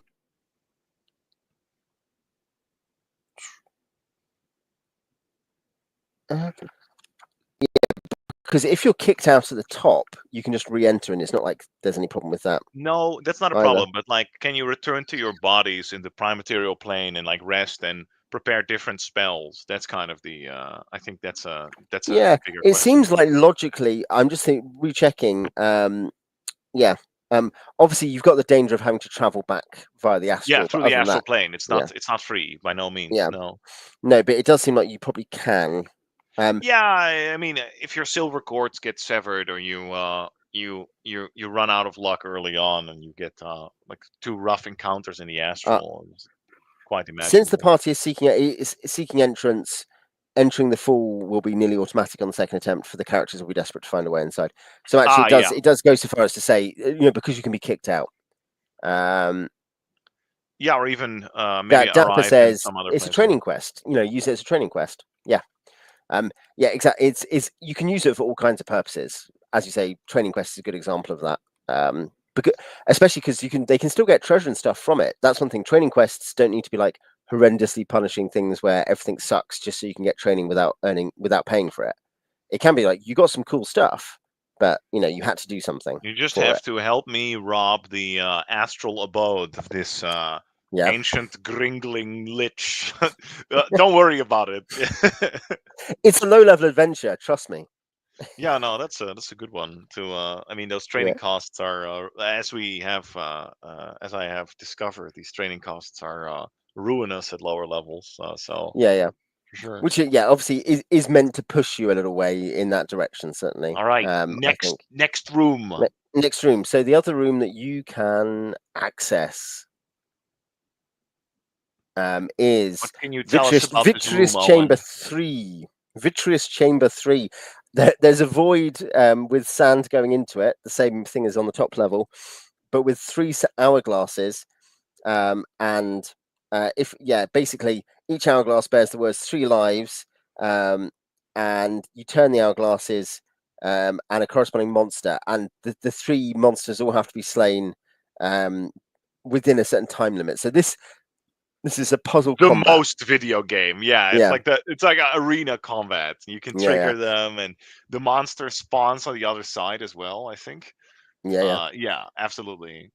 And the point is that this killing them turns the sand blue, and once all the sand is blue because you've killed all 3, you can then use the rift not to be kicked out of the fall, but to go into room 4. So you gain access to room 4 unless you're using the time god bypass. I think it is. You get into room 4 via killing these monsters. So room 1 you go to, and room 1 is a preparatory room. It gives you dangers and it gives you a bunch of equipment and clues. Um, Y- For sure. room 3 starts to give you a way through to the next area, Yeah, essentially. yeah, yeah. I mean, it kind of like just propels you instead of Yeah, just. So it also probably so it flows a bit better, and again, this is another probably an example of where probably game design comes into play, where getting propelled back to the central room every single time would probably be a kind of annoying. So you do want to make some alternate paths. But yeah, yeah, pretty good. yeah. And what Well, is this? I was going A to say the point is you Tyrafeg, can't I see. you also tire effect from Theme Folio, brand new monsters, the Migo and the Shuktulv, or whatever it is, with its colors of convulsion. Um, And yeah, they spawn on the other. They'll be on the other side of a rift, right? So they'll yeah, attack you at range, presumably. yeah. Uh, yeah, Shuktulv has Mind Stab, and the Tyrefeg might it has a confusion. I don't think it can otherwise damage you directly unless you go up to it. It can But illusions. Apparently, it The has Migo apparently flies. The can make Migo flies. illusions. I've got Folio here if we want to check it, but yeah, the Migo flies. So that one you're straight up fighting. It's just going to come and hurt you, and that's the one that has web and stuff. Um, but yeah, I'd say the point is unless you do the 7 times 19 thing, you can't solve stuff from the central room. The central room gives you the clues to solve stuff, but it doesn't. You can't solve it from there. You have to then use the alternate path. So it's not as if it is. It's not linear. It doesn't go 1, 2, 3, 4, 5, 6, 7. Nor is it strictly circular or something like that. You can go to each place. It is rather. It is that there is an initial way to get into a couple of rooms at in an initial hub, and then you have to solve puzzles, including combat. In this case, combat is being used as a puzzle, which is a lot cleverer than using a puzzle as combat in a way, like it's as you say, video gaming. But that then gives you access further down. And it Um, doesn't really specify, but does the room reset? I mean, you only have a three you have a three what do you call it? 3 round window to jump in the rift. If you don't take it, then yeah. it gets blocked off, or does it get locked off forever, which is Well, no, possible too. it won't be forever. It will reset. The whole thing will reset. Uh, there is crunching underfoot near A. There is a +2 astral flail, footman's flail. So you are again being given stuff that is useful because you need stuff to fight these monsters. So remember, at this point, you could have already found a +2 flail and a +1 silver dagger, which are But it better on the will prime only material. be When you go much back, weaker on the yeah. prime. Yeah, good Well, I was good going to say cop out again. the Yeah. flail will be +1. The dagger goes up; it becomes +2. So yeah, this is something I found with my players on the plains, though, is that they do think about what is useful where, especially because at this point they're beginning to think they want a headquarters at Sigil. Um, so like another party headquarters in my kind of biggest campaign. But they're like, oh, they were like, let's sell this to get money because it's not going to be useful on the plains, even or as useful. It's gonna be a +1 weapon on the prime. Sorry, but on the other hand, yeah, this could be useful here. This is what etc. etc. You can tell that they think about those things, and they're also thinking where are we likely to visit soon, as to what they get rid of or not. So yeah, I think it creates another little bit of the economy, but it's a different thing because it's to do with the particular properties of the planes. So yeah, Yeah, no, for sure. I think it's a fun room. It's probably one of the, in a sense, it's a puzzle room. You turn the room blue, but it's not. Uh, Otherwise, it's not. The puzzle isn't super complicated. It's fairly obvious after a bit. You just realize, oh, okay, we need to turn the hourglasses are to do with time, and the clue says 3 lives, and eventually you're going to work out you need to kill 3 things, Well, and then I it, think yeah, that's where I mean, it kind of helps if you can't just have puzzles, as you said before. mhm, People get bored, so yeah. something like this is probably pretty stimulating. So yeah, um, definitely throw in combat there as well. I mean, people don't play D&D to just solve abstract Yeah, puzzles all day I think long. that's the thing is it. Yeah, you play, it's reasonable for players to. It's reasonable for players to want intellectually stimulating stuff that's not, and that is also not simply stimulating combat where they have to think about tactics. That's fun, but it's okay for them to want something else. But you also, if you get stuck in that, Oh, it appears that Owen has frozen. then you think, Let's well, see. you don't Okay, there we go. You're back. ultimately need D&D to do that. D&D is offering you an engine fit into that. For sure. Am I back? You are back. Can you still hear me? Oh, sorry. No, it didn't look to me like I'd. It didn't look. Yeah, I can hear you. It didn't look to me like I'd frozen on Oh my man, we screen. have So massive I suddenly lag. heard you saying I'd frozen. Yeah. That's all right. Okay, we have a massive Okay. delay, so it's a little bit like you're on Mars, like you're several light seconds away. We're gonna have Like to, in the film The Martian, where he has to send messages and then like wait a day to get them. yeah, yeah, yeah. Yeah. Anyway, room 4. Room 4. Yes. So yeah, that's a fairly simple one anyway. Room 3. And the point is, what I was saying was, I think where I froze is that you're leveraging the actual systems of D&D and adding in the extra stuff rather than ignoring the core systems. Oh yeah, for sure. Yeah. Room 4. Room 4. Room 4 is you check for monodrones, and this one is you shouldn't be fighting anything here. This is again this is a module that's interesting, that it has a couple of obligate combats and a couple of highly likely combats. So room 1 and room 3 both have very likely or obligate combats, right? But that's room 2. You should really try to avoid the stuff that's attacking you. And room 4, you shouldn't fight the pudding oracle. It literally says not meant to be fought. Don't fight the pudding oracle. Um, No, but this the is more yeah, yeah, I don't know. It's almost like dream logic, right? You're standing on yeah, this stone platform. I believe you're surrounded by, oh no, no, no, there's a giant a giant chasm with some sort of yeah, effect to prevent you from trying to bridge it. You might think I might be able to fly over, but there's some sort of fear repelling effect. But then on the platform you're on, there's a fragile orb of glass, like a what is it? A fragile glass orb filled with Yeah. sand. Like, oh, what do you But by do the way, I've only outside the just thought system? about another video gaming thing is the rooms have names, right? They've got level names. One down. It makes me think of Braid or Mist. One down, three lives, four back and forth. They've got level names. It's Oh, fun. yeah, I Yeah. see now. But the level Yeah, game, the point is the level game, which is the point is the level name is a clue as well. It's meant to tell you what you're meant to do. yeah, pretty And so good. yeah, and yeah, you've got a bridge, and you don't want to fall off the trench because you go into the prisons of glass. Then you can go over to P, the far side, and you get to talk to the eldritch light bleeding from countless bioluminescent orbs, both within the heaps of spillage and dangling from softly coiling pseudopods. It's the pudding oracle. As you say. Yeah, Right.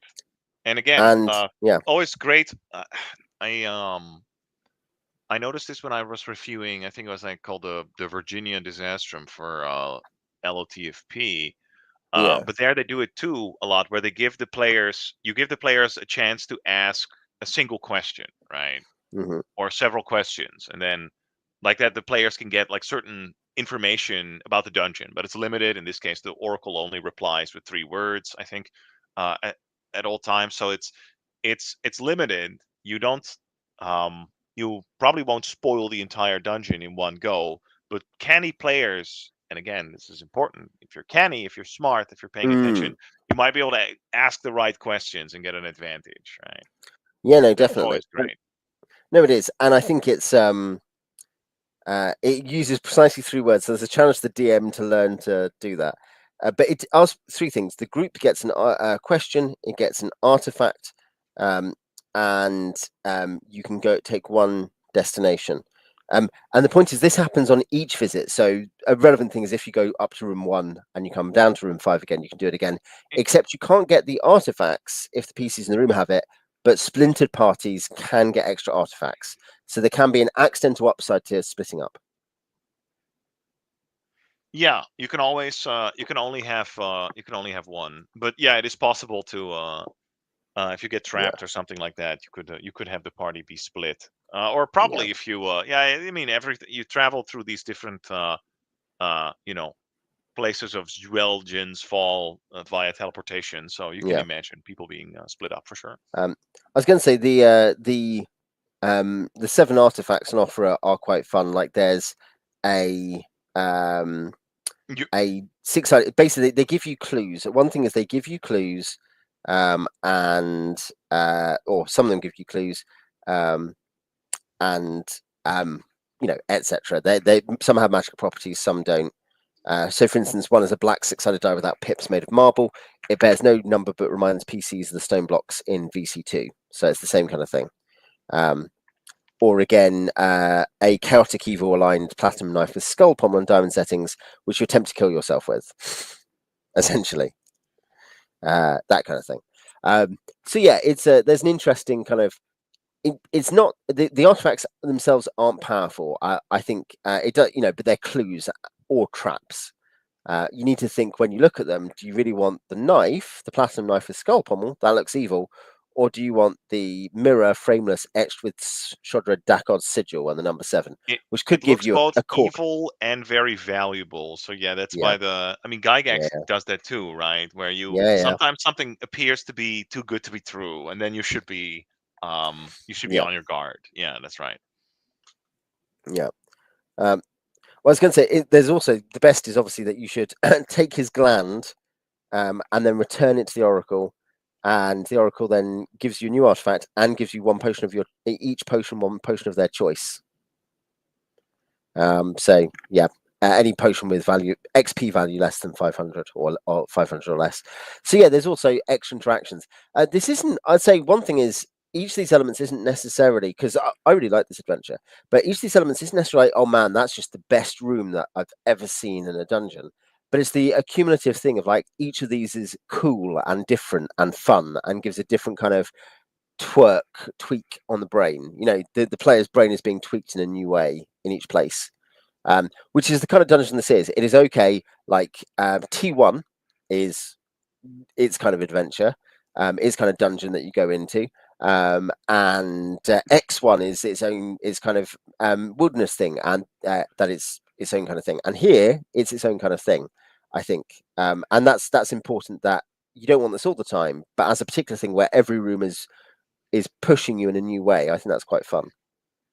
Yeah, it fits together well. It's nice and varied, and it doesn't overstay its welcome. I can imagine it becoming annoying or tedious after like for too long. But like it is exactly the right length for sure. Yeah, I was going to say, room 5. We This won't I go thought through. was the cool ass Yeah, room. I was going to say we won't go through the actual kind of sub stages of this, obviously. But the big thing here is open my eye, and it's that to get through, because you use the Oracle to go to 5, and to get from 5 through onwards down to 3 or 6 basically, and preferably 6 because that's continuing the adventure. You have to work out that essentially you've got to move the pieces round. You've got to make the bits that are black rock and the bits that are the the marsh change. You've got to get it so that you can get through the center. But That's the puzzle. it's how it's Hmm. done, right? Because yeah, you're Yeah. right. Like you have the black in this case represents is like rock. It's impassable. Hmm. There's a rim around it, so you can always freely maneuver. And then the white area inside of the circle um, is passable marsh ground. And in every Mm. time there's a uh, within all of these sort of herb garden, there is like a single like white lotus or something that you need to find, and if you pick that, then the room changes. But it's all Yeah. about like there's pressure here because the marsh is inhabited by these, I think they're like blood drinking hummingbirds or something But that yeah, attack yeah. you every They're not. round. They're not Yeah, super aggressive. They're not super aggressive, but they no, might attack you, no, and but they're yeah, but constantly there's taking so one. there's Yeah. yeah there's like sort of time pressure to it, and then every time you find that flower and you pick it, and now is maybe a good time to show like the other maps, is like the map will shift, right? And if you're in an area that shifts from the marshy area to solid rock, there's a chance you will die. So being able to sort of infer Like that. how You can. this You can how see this as one pattern is going to example. behave is going to be critical. And again, the farther you are away from some place of safety, if your movement speed is particularly low, you might die instantly. Otherwise, you have a chance to escape. But the point is, like, uh, it's set up interestingly, and you know, the fact that you're attacked every round kind of like creates kind of a time pressure to it, which is also fun. Yeah, but there's also a thing that you may not clock initially, but you can just gather any potion here. You can, if you think about it, be like, I would like to gather ingredients for a potion of Yeah, healing or a potion of invisibility. So there is yeah, there's some extra juice to the room, but you've got yeah. to He think hasn't about it. specified how long it would take, but No, presumably it would just take a round to. yeah, I was going to say you're either going to take a round or a turn, and probably because the blue blood sippers it around, you spend a Around. minute grab a couple of flowers per potion. Yeah, Um, yeah. So yeah, you keep going through. As I say, it's that you have an initial hub, and it has. I think to conceive of it as a map, you can think of it as this hourglass, but of course that's not how you travel around it. So you've got to think of it as an initial hub where you can get from 2 to these 2 places, and there are some ways back to 2 or to elsewhere. And then from 3 you go down, and that then is linear, but has kind of back routes back up. Like as in little cuts back up. You could do it. There's probably a Melan diagram you could do of it that'd be useful for that. But yes, it's something. It's an interesting reminder that something being semi-linear doesn't make it boring. It depends why it's linear and how. And here the point is that you bypass. You are trying to get to the next place. You don't want it to be super loopy. You want to be able to get to the next place, but you have to fulfill the conditions of the next place, which I think is different to a lot of the discussion around linear versus loopy doopy. well, linear is boring, right? The loopy doopy Well, is actually to prevent a lot mm, of like backtracking and always give people multiple options, which is exactly, yeah. good. Um, but here too, it's only a few rooms, but again, because the way that they're connected is essentially behind like a puzzle, and you have to figure Mm. out like how you maneuver from A to B. It feels a lot more involved and more significant than it Yeah, would otherwise be. and Yeah, it will feel good and satisfying. Remember, the perfect run on this is to visit each room as few as times as possible, yeah, maybe even one time each, because you could theoretically do that basically. Um, yeah. That's right. I And guess you need to go if you go to one, because one is a bit of it's its own backwater. You'd have to go to chamber two twice. So let's say you accept going to chamber two twice. So you go to one, you go to three, three to four, four to five, five to six, six to seven. Um, right, and that sure. is If the you have best one. perfect So there's information or yeah, something, yeah, yeah, exactly. So the whole point is that's not. It won't feel disappointing or like a failure or like that was a boring adventure that was really linear. It will feel like you've been successful because you've taken as few moves as possible to get through. Um, and not based on sheer luck. We accidentally found the secret door because the elf was walking by it, and that solved the whole dungeon.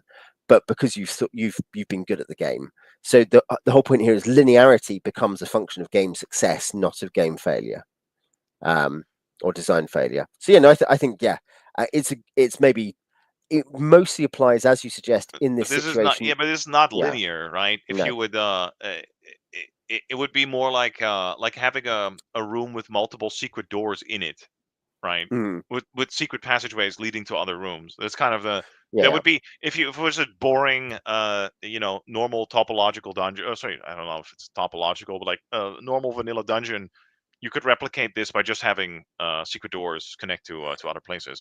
Um, Oh yeah, no, but what I was going to say is that I in my reviews, I think I can't quite remember which one it was, where I made a point about mm, linear dungeons, and my point is essentially that if you make a linear adventure, it doesn't have to be shit, but it you essentially then like it's very static. It's always going to be the mm, same. yeah, You're going to have to go through a number of encounters in a fixed order.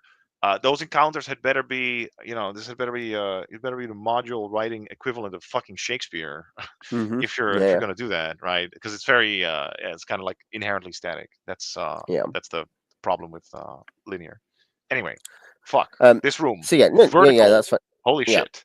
So yes, this one with an anti-magic sphere in the middle, just to stop too much nonsense. And That's an asshole trap. there are like little larvae of the Shuktul flying around, or Uh, whatever. is Um, another time pressure thing, right? That's mhm, he's good at that. He understands. You get some weird area, and instead of um giving you ample time to sort of gain your bearings, the clock is running, and then while mm, that's happening, again, yeah, if you take the obvious shortcut, there's a nasty trap in the center, I believe. So that's the anti magic. And do yep. you fall through, by the way? No, Um, gravity is so only it's 17%. yeah. So it's it's a sixth essentially. You can jump 10 up and stay for 4 seconds, and you also he's very clear. You can easily grab tumblers. This is not meant. That side of it is not meant to be the You single don't have to do a nastiest trick dexterity ever. check every single fucking time. Yeah, okay, Yeah, very good. yeah.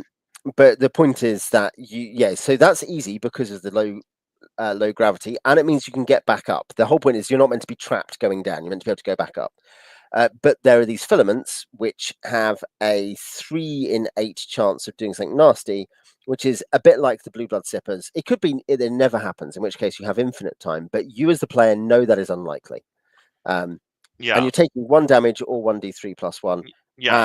and these eggs start, the spangled larvae start hatching, um, But and then, yeah, so we already have time pressure, and that would already be like, okay, so uh if we imagine almost no pressure at all, it's just like, mhm. okay, oh, wacky, sure, we can jump around. But now it's like, okay, now you need to hurry the you really need to hurry up. And then so we have, And it's yeah, but not just the filaments either. It's not just the damage. It's like, oh, no, by the way, by the way, yeah, the spangled larvae is burrowed into your silver cord, and yeah, is nasty, yucky infesting you. monsters on the one side, but then, and that's the game designer speaking. Okay, now we're going to put treasure on the tumblers. So you're inset. You see, Yeah, it's risk versus reward. You gotta yeah. you kind of want to get out of there, but there's yummy treasure there. But and you've So worked this out. You're dealing with these risks. You've worked out yeah, stuff, but then you go near the anti-magic sphere in the middle, and you just yeah. That's fall because the no, that's just gravity to shifts. I think that's Yeah, to sort of to punish you if yeah. you yeah, Do the if you stupid thing. just if you want to cut through the middle. Although, wouldn't you still just keep falling at 70%, or is there like a brutal you get a nasty shock? What is the exact effect if you go through the center and you No, go I down? guess it's that you fall at 1 damage per d10 or whatever equivalent. To be fair, because it's rather that if you're using any flight on Oh item yeah, or spell, you fall. So to be fair, yeah. it's just a bit of Still, an extra. It's a strong irritation, a potentially quite bad irritation. Given remember, if you fall from the middle, you could be falling a while before you get down to a tumbler zone. So that's the one thing. Is the if you're you might actually take falling damage. Well, yeah 70% of normal. That's oof. yeah. Oh, you only take 1 point of damage per falling damage. Oh, Yes, yeah, that's still yeah, yeah. still can be quite a bit. Can be Oh, quite a yeah, bit if you're you're a unlucky. second level magic user with 3 HP, and depending on where you are in the For room, sure. but yeah, treasure. So yeah, I would say you've got some interesting stuff. Like there's a lesser tentacle rod. There's lawful good aligned chainmail +4 heavens +2 prime. Therefore, um, and there's a Heward's Handy Haversack which has treasure in it. So this is a Yeah. super generous room. Do you know what? You're like, oh yeah, you're going to get greedy. No, you should stop on these tumblers because there's loads of really amazing stuff. Yeah, But but also, then exactly. yeah, But then so it's that's a good way to bait a trap, right? So you make a hmm room. Again, on the one end, there's time pressure, there's danger. On the other end, you're incentivized to really take some time and properly explore. Yeah, that's good. yeah, This is good game design. yeah. Great room. 10 out of 10 room. Okay, And love and it. then there is sorry, there's even a monster where you actually want to go at the bottom. There is like a, Yeah. a monster like the asteroid worm in Star Wars that kind of pops out and tries to eat you. Star Um, Wars. Yes, correct. yeah, yeah. Yeah. Ephrafrobithis, which is Evrabithos. which Couldn't is he to be have fair, called it not an astral worm? yeah. Actually, Wizards have just copyrighted the term worm, so Oh, damn. no one's. Yeah, I'm they've actually actually we're actually now copyrighted most of the paying. dictionary. Yeah, we Yeah, can't use we're now bears actually and paying wolves anymore. royalties. Yeah, Yeah, we're yeah, paying yeah. royalties to them. And yeah, this is finally where you play. Yeah. So essentially, if you've visited all the rooms that you um, need to, um, for you knock it 6 times and you visit them, you go to room 7. That is the thing. That's the gimmick. So yeah, you need to have travelled a lot of places. Is the thing. Well, Yes, and that also this kind of, I guess, gives the game away in the sense that yeah. you're supposed to understand from this one, like, okay, what's going on? Yeah, for sure. Yeah, and again, I think my players did actually half pick that up too. Possibly they're like, oh, okay. Now, one thing is, those who hear, knock 6 times, do not hear bells, and all requisite knocks are transported back to VC2. I think that's the kind of thing. Mostly players will have gone to all the rooms by then, just because of the nature of the module. It's possible that you haven't because you've named a time god in room 2, and so have skipped forward to room 4. Or you could have skipped room one. Or Oh you yeah, could have no, both. knocked Sorry, both. six times in Yeah. the yeah. Yeah, There's there are ways to two. There get are in two here. ways to have not gone there, and to yes, indeed. And then finally, we get to a gigantic clock arm across a void with a pit in the middle of it. Um, and then shadowy guardians ooze out from the columns All right. and start being irritating. Irritating. Now, if you've got the mirror from the Pudding Oracle, that will scare them off. Otherwise, but even then, they're hurling your hourglasses at you, and then they explode. And basically, when all the 14 hourglasses have shattered, Shodred Dakod starts Okay, waking so up. So let's there's a talk timer. about the subtlety, or rather the lack thereof, of Yeah. telegraphing to the players that they're on a timer, right? So they They're do get throwing dumped. timers. They they're, they're throwing yeah, timers at they're the players. yeah. So it's actually perfect. You get teleported to this. It's already a giant clock. You've done the hourglass metaphor, and it's this ruby, I guess, yeah, clock arm. Um, it's strewn with treasure, right? Hmm. Um, in the center, there is a big "fuck you" glowing pillar. It looks ominous, and then something to draw the eye and like to indicate that this may be the exit. And yeah, the shadowy ladies, they not only attack, yeah, but they literally have hourglasses that they throw and then they disappear. So you have the idea of like, oh, okay, all right, time is ticking. Oh, yeah, The only way it could be more yeah. obvious is if they were branded Rolex. Yep, basically, yeah. You get attacked by alarm clocks and Yeah, stopwatches. Yeah, exactly. That display the number of rounds that you still have remaining before you die. But it's fine. That's fair and it's perfect because it's not like you can't use thanks, Alex. it's not a very, I mean, I guess you could have in an organic situation, maybe a room would slowly be filling with water, or I don't know, the ceiling would be collapsing and there would be more cracks in there. But this is Yeah, some unnatural place, so you can't yeah, really yeah. trust the players to use their natural instincts and deduction. So yeah, you have to be a little bit more blatant. But again, it's a cool encounter. It's a bunch of stuff going on. Um, again, I think the one thing that I would have put in there is I guess a ruling on how much, like how long does it take to I'm assuming again one round if you have all this treasure that's strewn throughout So the what I did, chamber, right? I had them randomly generate. Yeah, essentially, if they're doing yeah, each round they could search, and a character could search. One thing is remember that there's things like one item, 21. If you roll 21 in your D26, there are Yeah. four crystal chests, for instance, four wondrous weapons, 12 exquisite. Oh, that's no, that's a thing.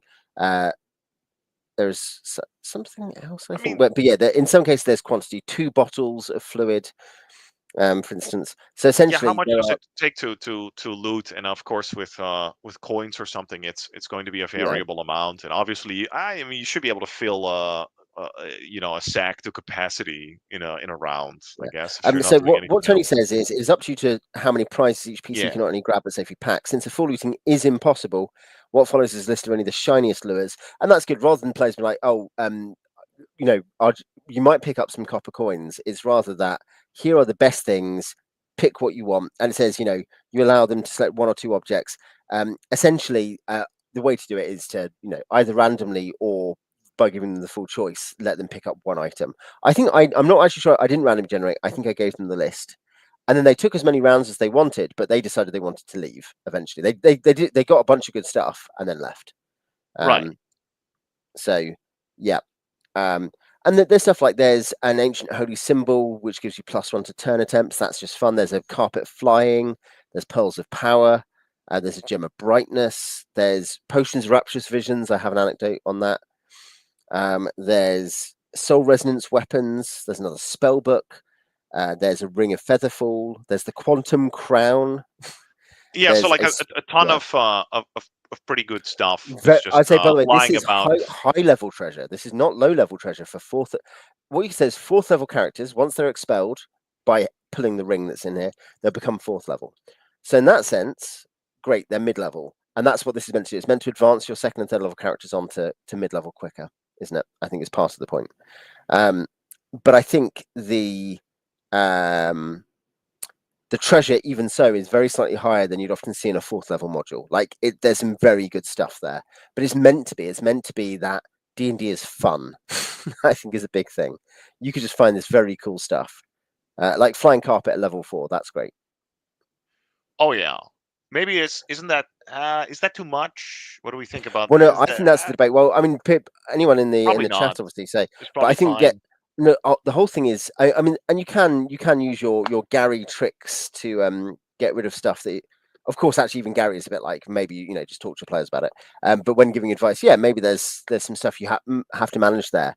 But I don't find that one or two powerful items do not the campaign break because the campaign should not be a linear set of things where the players just have stuff that breaks it. It's meant to be a whole world with loads of stuff going on, right? I agree with that. Yeah, That's yeah. totally fair.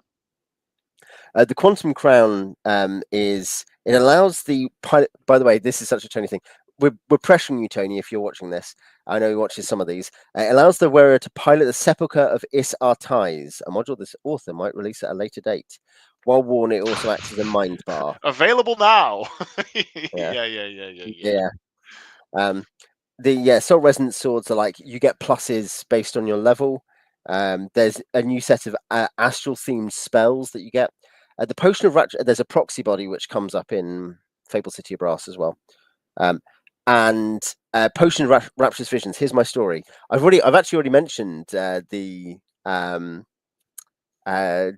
and using an Efreet, like mid-level characters using a wish to get out of something with consequences, is actually part of what created that whole nightmare situation. Was they knocked out that cartilaginous giant once already with a Potion of Rapturous Visions. They poured it down its throat. It went to sleep, and the rapturous vision it had was based on a previous thing. I was like, there's only one, based on what they'd done in a different Tony Huso module, actually, when they had summoned a Slard Lord in the Mortuary Temple of Esma. Uh, their old friend Sendam, Lord of Madness, returned. And so the particular image was this coming up the shaft in DCO, coming towards them, is this cartilaginous giant vomiting forth an amoeboid Slard Lord who they are terrified of from their previous experience, which leads to the whole "please get us out of here" to the Ifrit. Great core memory, absolute core memory of the campaign. It does mean that if players say Sendam in the campaign, the word Sendam, they have a D100 encounter check to see if they encounter Sendam. All right. Yeah, not Yeah, necessarily good. yeah, Anyway, yeah. yeah, it's good that there's a bunch of stuff. Sendam is a powerful monster, but also Oh funny. yeah, it's from the feed folio, I think. But Yeah, the point is that yeah, there's a bunch of stuff here. I think with the quantum crown or something like that. There's hooks leading into other adventures, which is again and there's something just that powerful Bruce Cordell would also items. do. Yeah, Yeah. exactly. There's just powerful items. I was going to say, by the way, the potion of rapturous image. The point is that if a clerical druid does it, they refresh their memorized spells. If a non-clerical druid drinks it, they encounter a random power per contact other plane, and the power will always be 9+ planes removed. Only one question is allowed of the contact other power. But yeah, but because contact other power has the possibility of summoning as well. So you're talking about like it's just a big swingy powerful thing. I think the Hewer's Handy Haversack actually from the other one, because it has high value magic treasure. They actually did generate out one of the, what's it called, like the prayer necklaces that have like different powers on them. They generated one of those out which had commune on it, so you can get out a lot of good stuff based on just picking up a bit of treasure. And you're fourth level, so you're not high level, but you're now a fourth level with a flying carpet and a quantum crown. And okay, and your party was not they were not tempted to they didn't wake up the lich. No, I think they realised because I think they did get possibly to the round before it all goes pear shaped. I'm trying to remember exactly. It's a number I of segments rather yeah, than rounds, but yeah, if you screw with the yeah, I guess if you misread that cue as well, that's a little bit it, that might be a bit contentious. Like, do you understand intuitively that uh oh yeah, a dime, oh wait, it does say it's a diamond column etched with ominous sigils. That's usually, if somebody says that, like, listen, what kind of sigils are they? Well, they're ominous, looking. You go, okay. I would say within the column, a spire-like throne of pure jet is lit as if by a beam of sunlight. Its lofty seat cups the slender and terrible remains of a kingly figure. I mean, come Okay, on. you can actually see him poking through. Shodra Yeah, all Dakot right. is hanging out, and In the column, you should yeah. understand not to screw with that. Okay, yeah, You do. that's You don't want to meet. Yeah, well, and there are people throwing timers at you, and there's like he is. Yeah, I would people say, throwing. It's like a Dr. Seuss adventure. yeah. No, it's great. Shodra Dakos, by the way, is a 18th cleric, 24th magic user. With the ability His to age, rewind time, yeah, it's nuts. yeah, permanent, yeah, indeed. Gauntlet, I would say, if you are like a 20th level party, you should absolutely go and just find Shodra Dakot for the fun. For one last ride. As he like drops a wish and gate on you at 24th level. As he always wins initiative. Yeah. Yeah. Uh, Good luck. Yeah, for sure. buy one on the die. So you still I do you don't roll then, I guess, do you? because No, it's not a minimum. It's that he always wins. This is in a D6 first edition initiative system. For those who might be confused by that, is that he always automatically wins produces 4 mirror images when you're attacked. This is all yeah, pretty two, bad. two a I day. think you're gonna get totally You're gonna. demolished. Oh no, Yeah. I think we did once. Me and a group, we did discuss what you'd need to fight Demogorgon. We've talked about this too, and I think it's a fun. It's something where, hence why it's maybe tempting to be like, everyone make an 18th level character, and we're going to do this. Like almost like arena stuff. Um, but yeah, it's something where you don't often get to see it. Each campaign might only have a couple of moments like this if it goes on for many years. But yeah, uh, the stuff that, I mean, the Grand Pearl of the Painted Dawn, it's a pearl of power, but fist size, which can give you a 9th level spell. Robe of Star Travel, plane shift 1 a day, astral spell 1 a day. Um, yeah, it creates a fumble, so which obviously isn't default to first edition, but creates a fumble on a 1. Yeah, and it just got very powerful spells as well, and psionics. He only fails saving throws on a 1. Oh yeah. Well, like it matters, right? Yeah. I No, would but say it's not. But this guy, by the way, it's this is cool. It's worse. He's fine. worse than, I think he's worse than Demogorgon for what it's worth.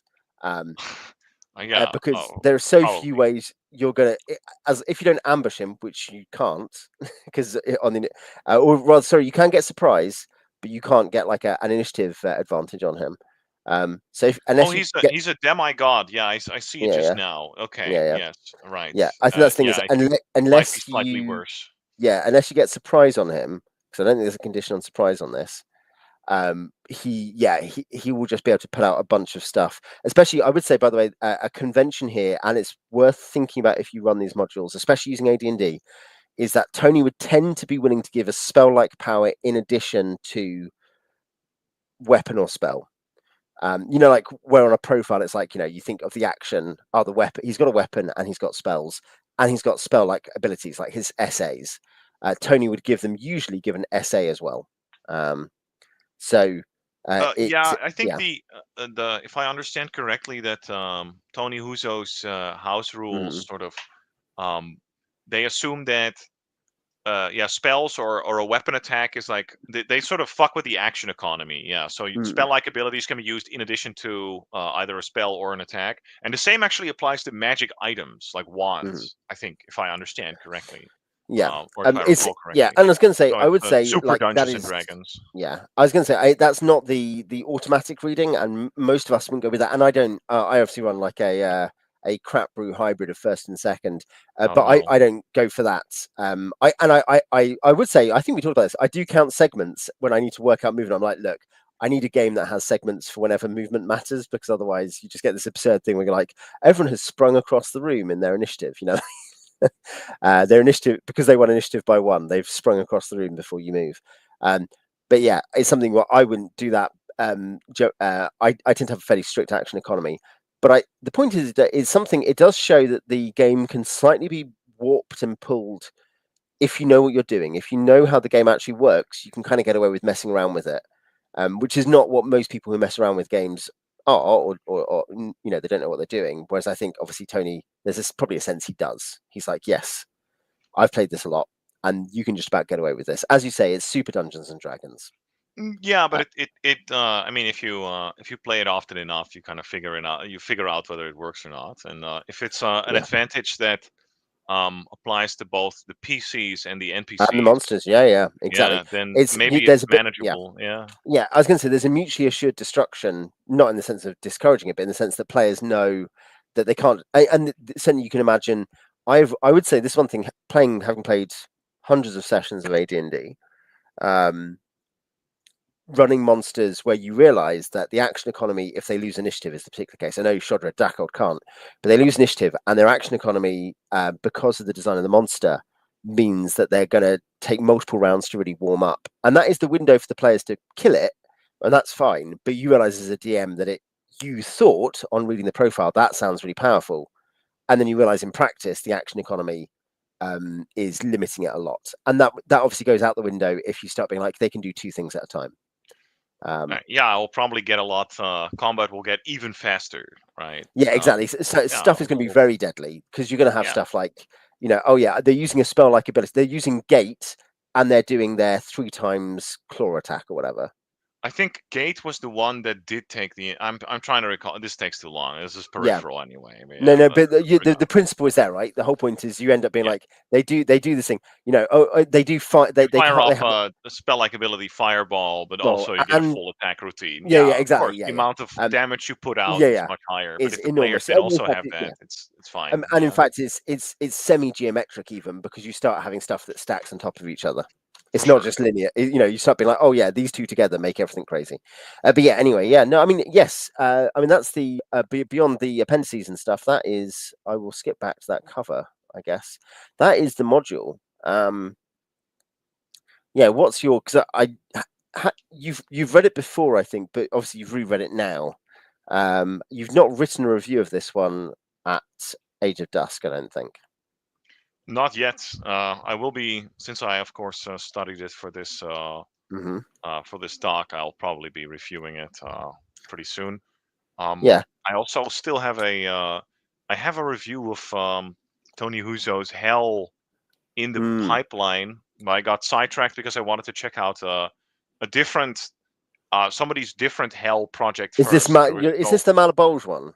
yeah, the Malabulge one. But I with that one, I just sort of I ended up in a mire. It was too dense, even for me. So uh, You with the second you part, I at some point I got sidetracked. I ran out of I was steam. going to say, I know I you might wrote at least return to one it. past the review. I was going to say, I think your view of that was that it was incredibly creative, but because it was using some sort of like insanely dense, is also because it's using like a heartbreaker.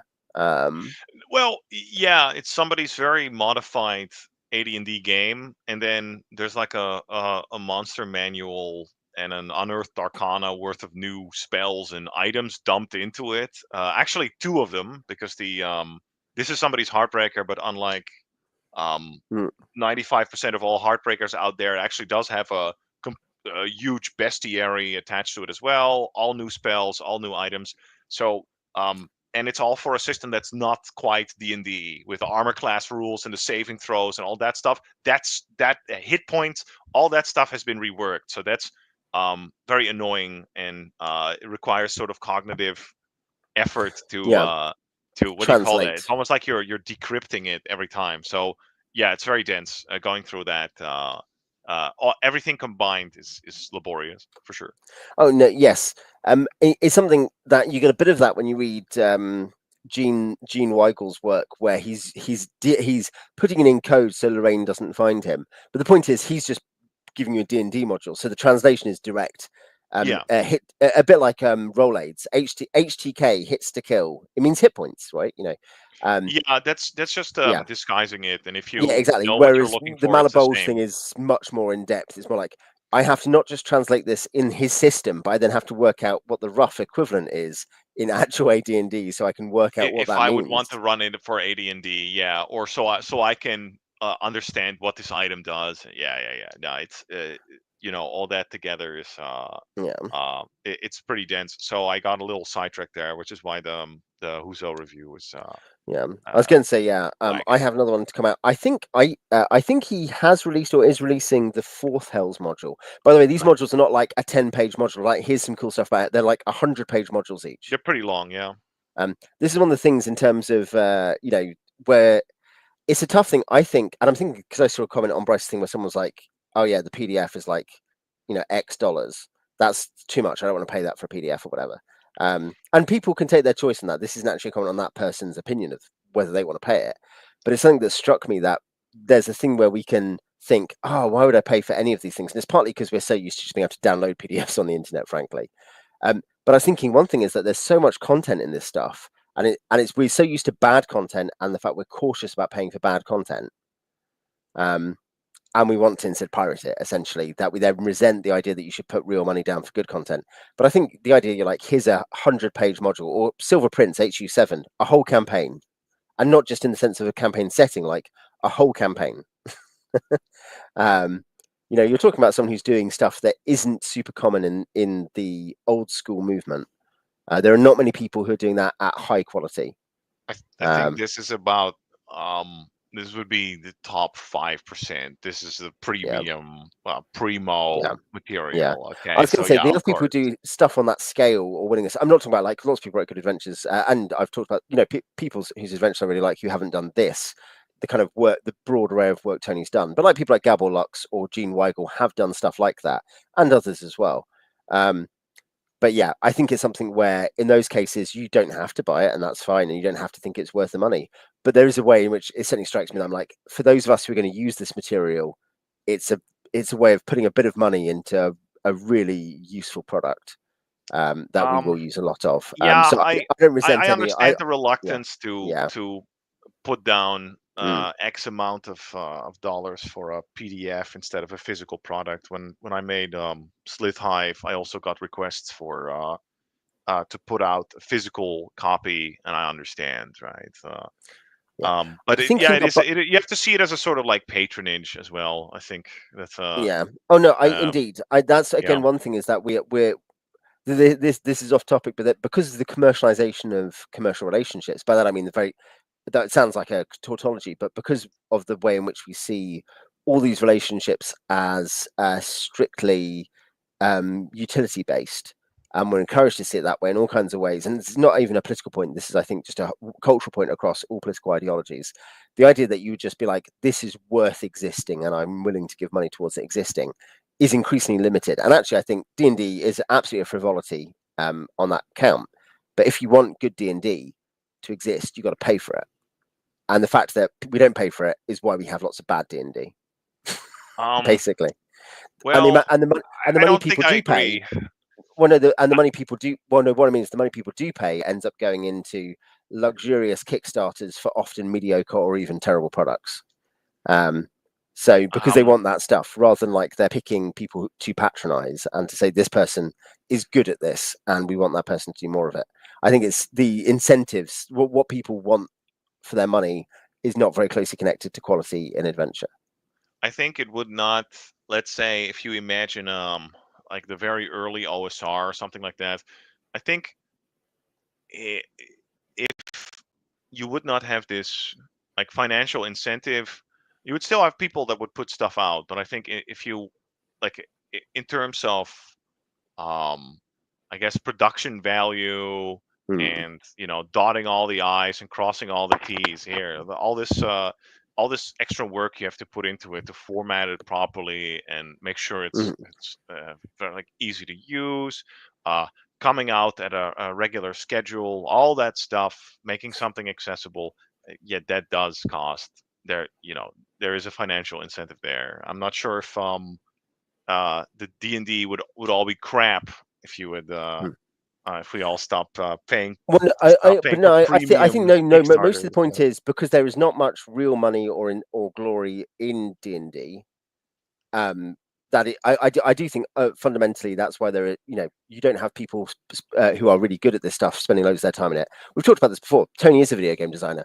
Like I think the point is he or anyone else will, when they've got jobs, when they're working, get more employment and money out of that than out of spending lots of time on being good at writing D&D modules. So it becomes strictly a kind of a coincidence if people who are good at it make it.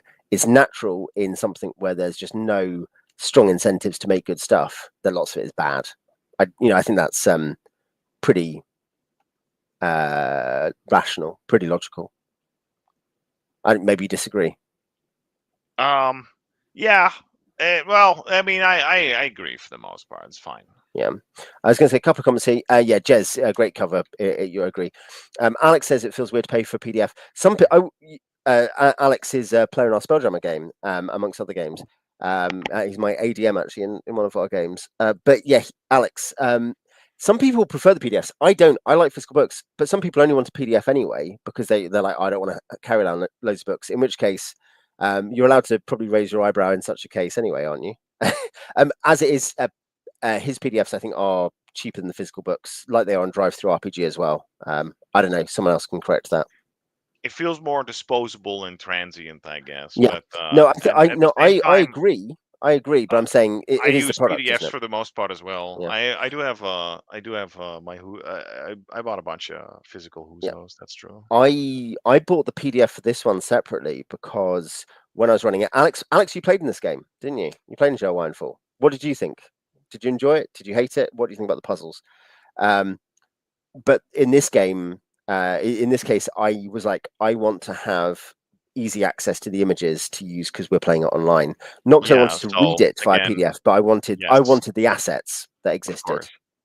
Um, Jacob says the patronage angle is often invoked as a cope for any bunch of books you won't ever use, and that's up to the person who's wasting their money in such a way, of course.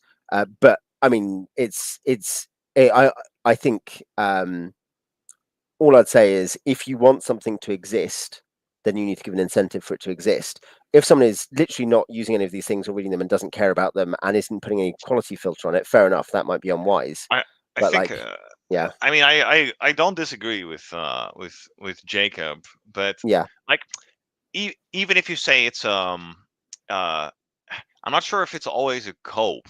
I'm trying to think what a yeah, better yeah. I frame was for gonna it say, would be. But to me, it can be like what is it? Uh it, you enjoy a lot of the work, but it's almost like buying what is it? Buying somebody's mug or T-shirt or something, hmm, like buying a band's yeah, T-shirt. It's yeah, you somebody makes something and you clearly gain some enjoyment hmm, from yeah, that work, and you want to sort of demonstrate that by giving them money, and like the yeah. product becomes a bit more. But yeah, ideally you should fucking run your you Yeah, should run the books that you I mean, buy I for suppose it sure. depends. I If agree. you're a millionaire, I'm not being quite flippant here. What I mean is, I actually have a friend. I don't think he's a millionaire, but he'd be like, "Look, I back a bunch of RPG Kickstarters because I want there to be a market for people to make interesting stuff, and if we don't pay for it, it won't exist. So I find stuff that looks interesting. He eventually uses a lot of it, but he doesn't use all of it. Yeah. But if you're a millionaire who for some reason has conceived an interest in D&D, you should absolutely be like, hey, I'll just pay stipends. So, Tony Huso, David McGrogan, here's a check, whoever you like, your favorite potentially terrible adventure designer, um, like, uh, well, yeah, of course they I should do that, that reminds you know. me. I oh, I was gonna be mad because it reminded me. But I oh yeah, I back the Axe Kickstarter quite heavily Mhm. actually, and it will be probably quite a while until I get to run that or run Axe 3, right? But Yeah, no, of course you see enough of that stuff and you're like, okay, this is great. Or you run one yeah, adventure, you've played Axe for a while, and you kind of want to you open up the possibility of doing more of that in the future. yeah, exactly. And I don't think there's a coincidence that public art tended to be better at a point where you had a patronage class paying for it, rather than vaguely hoping a committee eventually approves it. Thankfully, we don't yet have a committee for the OSR. I'm sure there's people who would like to make one to decide what gets made via a grant funding process. That But sounds yeah, pretty good to me. I do yeah. think we have too much coming out. Well, but this is the thing. We This need is to just. reduce. Oh, We look need at to actually, it's not Prince the true. Schmittian, Prince the Schmittian, who's like, yes, I think we should do that, but I should be in charge. But I should be in Who? charge. Yeah, Yeah, yeah, yeah. exactly. Yeah. Um, Alex says some market for an equivalent to Dungeon/Dragon. The idea, well, I mean, you do obviously there is a zine market out there, and some of the best zines Most of them are are Galaxy's Tales horrible, from but Fomalhaut, yes, Echoes from Echoes of Fomalhaut, Fomalhaut is great. Wormskin, Yeah. Wormskin, which was the forerunner to Donwanwood, excellent, 8 issues of excellence, and there's other examples too, Beyond Altan's Door, through Altan's Door, which Alex you've played, Yeah. played Fight in on magazine. yeah, Yeah. fight on. There So we there are, go. yeah, Like yeah, clockwork. yeah. Jacob does, Yeah, of yeah, course. Jacob pops in. Jacob, Fight on exactly. The Knock point is, yeah, spell is good too. yeah, Knock not, yeah, sucks, but Knock spell is good. yeah, yeah. I would say, though I've not read any knock. The editors or the one of the co-editors or whatever, his previous stuff, Battles magazine for war games, which I was published in fact, is a very good war games magazine. So I would say that he's very good at that. I do not know about knock. Um, so yeah, Alex says read the Zjelwyin Fall. He did enjoy it. I enjoyed it. Can't remember the puzzles, and only caught the end of the stream. I watch it back. Listen to it on the way to work. Really interesting low-level adventure, kind of introduction to old school style adventures. Yeah, I was going to say it'd probably feel fairly early in terms of not in terms of us having a slightly more old school style of play, but in terms of an adventure really designed like that, because probably I'm trying to think. I guess, do you know what, you'd played D2 before that, Alex? So you had played one other really old school adventure before that.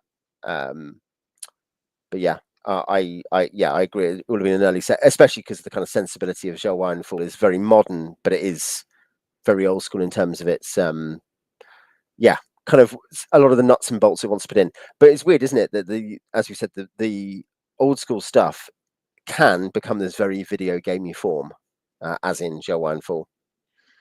Well, yeah, because there's more of a focus on the gameplay and challenge aspects, right? Yeah. Even I guess uh, even in other parts of the OSR, whenever there's a focus on lethality, um, or all that stuff, that does tend to imply that there's some sort of gameplay going on, and you have to Yeah, play yeah. properly or to Or avoid you death. die. Yeah. That's it. Although I guess And it that's could just sort of devolve into some sort of mudcore. tourism where it's just Yeah, wacky and you can die. yeah. Yeah. I was going to say, and that's the point, is actually that the relevant point about death there is that it's a result of gameplay. Whereas when we talk about mudcore, when you talk about kind of like like pure funhouse gaming, not funhouse dungeon, but funhouse gaming, a big thing there is the sense that death doesn't really have much to do with gameplay. It's just a feature of the interactive novel. You know what I mean? You're playing this game and crazy stuff happens. Isn't that funny? Rather than like, when you die in a video game, the point is that it's usually, if it's a normal video game, it's because you failed in some way and uh, you have to kind of work out a better way to do it. And this is not a super lethal module, even though it has a 24th level lich in it. It's a module which, I don't think none of my characters died, though one was driven quite insane and several were badly injured and stuff. Like were very low on health. But I think it's something where it it provides enough danger that players are pushed towards being good, and the puzzles, as you say, the puzzles are, where they're significant puzzles, are timed or have some degree of danger in them. The only puzzle that's fairly trivial comparatively, not completely though, is the pudding oracle and the bridge, and that's because that whole thing is, the puzzle is not about it's just about, you shouldn't start the oracle and you should take advantage of the questions and stuff. That is the puzzle there, is that you might waste time or you might be really stupid, but every other puzzle is connected to kind of timing or danger, which I think is necessary for this kind. Yeah, what's your? I mean, yeah. Do you want to sum up some of your closing thoughts? Well, I mean, my closing thoughts. I liked it a lot. It's short. It doesn't overstay its welcome. Um, it's fairly challenging, and I think there's a lot of bang for your buck there. Mm-hmm. And it's one of the rare few occasions when it's the old OSR cliche of, you know, we're level 2 and 3, and we're going to tackle a demigod, and we're gonna fight God. But somehow, where you have all these bad examples, Anthony Huso, I think, tackles it pretty well, where you kind of get a taste of the magic and the wonder of the plains, Mm-hmm. without unbalancing your campaign. It can be a bit video gamey in Mm-hmm. some areas that might be a turn off for some purists, but I think that most people that are into, what is it, fantasy adventure gaming, most Mm-hmm. people that are into Advanced Dungeons and Dragons are probably going to have a good time. And Yeah. yeah, as I said before, it's nice and short. It might be a pretty good. I wouldn't use this as an introduction to old school gaming. I think it's. I don't think you appreciate all the weirdness and wackiness if Mm. this is your first exposure to it. Yeah. But Well, one nevertheless, thing is it's for pretty good. second to third level characters, and Yeah. Tony, he has like a um the Dreaming Tower of Ormolu, I think it's called. I think it should just be up here because I think everything was transferred across during the Great Migration when his hosting had to change. I need to check, but whatever it's called, Dreaming Tower, I think it's called, is like a first level adventure where you kind of, but has some other stuff that can happen in it, and you can keep exploring it afterwards. But the point is, he's assuming you're starting at first level, but maybe after a couple of adventures, a couple of short adventures, you're second and third level. Yeah, then it's So perfectly then, fine, and then and it's that's the good. thing is, in this game, you've got to explore this weird tower. I'm thinking about his first modern AD&D game. For I'm sure. imagining it. And this isn't exactly what happened. I'm just saying, oh, you've gone to this tower, you've done this first quest. Now you've got a few options. Oh, maybe you've gone and fought the bandits. Maybe you've gone and hunted down the kind of low level, the apprentice necromancer, that kind of thing. You've killed the undead in the cemetery. Now your wizard's the second level. Everyone else is third level, or something like that. That's probably about what we're looking at. Now you get sent to this. That takes you to fourth level, and then we get to do other stuff. Once you finish this adventure. And I think that's a pretty authentic, as it were, campaign start. You know what I mean? I think that's the players, even if they've never played old school before, have picked up some of the idiom of the world. Then they have something weird. Then they come back to do something, the more normal mid-level play. Yeah, I like it a lot. I agree. I'm not sure I'd think of it, especially because it is second or third level. I don't think it's the place you should start a campaign. For various reasons that we've explained. But I don't think it's something that requires expertise or like you need to be the most savvy on the genre. I think it's more that you just need to know how AD&D works and be playing it and know the kind of idiom. And then you'll start to see that this is, wow, if we keep going, we'll see more and more stuff like this. There's a wonderful world out there. That's kind of my thought. So yeah, I recommend it. I think you recommend it. I think so too. Yeah. And yeah, I think we talked about this before. Next month, February. Shall we design? Should we design an adventure site on stream together, live? I don't mind that idea. I like that idea. You'll have to Yeah, we'll have to do that off screen. Sorry, you'll have to explain it to me off yeah, screen. I think we should we should have some tight parameters then, but we yeah. can try that. Yeah, for sure. I was going to say, yeah, we might, yes, but I think I wouldn't want to. Yeah, we don't want to prep any of the actual material, but we want to know what the parameters of the material are. So we're not like, and I'm going to design a level 1 to 20 campaign in the next 2 I hours. think we should do an adventure for Yeah. BX for Thanks, Jacob. level 1 to 3, where I Yeah. have an idea where the party fights a god. Yeah, Actually it's fights some mostly sort the of monsters are god, mostly kobolds. It's kobolds and and like one ooze, and then God. Demogorgon. Yeah, Yeah, yeah. Demogorgon And himself. he's But Demogorgon yeah, is he's in a 5-room dungeon, half an hour from the nearest town. yeah. Yeah, The nearest town has a very long list of rumors, but none of them are relevant. yeah. And a super detailed cast of NPCs that you won't use. No, okay. No, I think we but let's do that. That sounds like a good idea. Yeah, yeah, Jez, thanks for tuning in. Please do. I mean, it's nice to have the interaction. We could each talk on our own in an empty room, obviously, but it's more fun to have the audience with us. Wednesday night D&D Ramble Radio. Yeah, I hope Yeah, everyone enjoyed for sure. Jacob suggests the Prince of Nothing treatment of Rat Basement. Yeah, well, I mean, hey, we could do. I actually have done. Alex, in fact, has played. Who I don't know if you're still in the chat, Alex, or if you're at work now. But Alex has played my twist on a Rat Basement. You Which want to do was the ultra grimy 0 XP rat yeah, poop green slime dungeon? Okay then. All right. we'll do that. Get Oh, your tin pieces Alex, it ready. was in Yeah.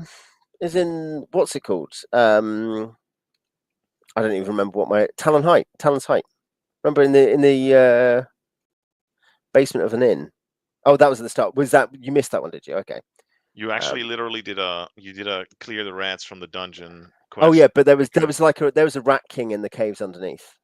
That's that was in the Bard's Tale, I think, where I remember in these video games in Baldur's Gate you had the old, you got to clear out the rats in my attic, and it was almost no XP, and in Bard's Tale there was actually I think there was it was a cavern complex like leading below the cellar, and there was these were rat monstrosities were in there, so it was kind of nice. I was going to say we recently fought were rats in Spelljammer. If you want to check on that, yeah, exactly. Oh, yeah. This is Demogorgon's holiday home. Orcus's holiday home is the dream house of the Nether Prince, and it's in this kind of insane area of the abyss. Demogorgon's is half an hour away He from lives your in a hometown. farmer's cellar, and he's making it very difficult for the farmer to to retrieve his cask of ale. And he keeps him not up because at he's night. he's not attacking the farmer. He just doesn't want to be interrupted. He's watching reruns of Frasier. He's watched all 11 seasons 5 You times so far this holiday. you hear him howling and stumbling over casks, and the farmer's like, it keeps me up at night, and my wife is complaining, and yeah. Okay, we will. Let's end Very the good. stream there. On that note, thanks for tuning All in, right. and we'll catch you in 3 weeks probably or something. Catch you then, ladies and Yeah. gentlemen.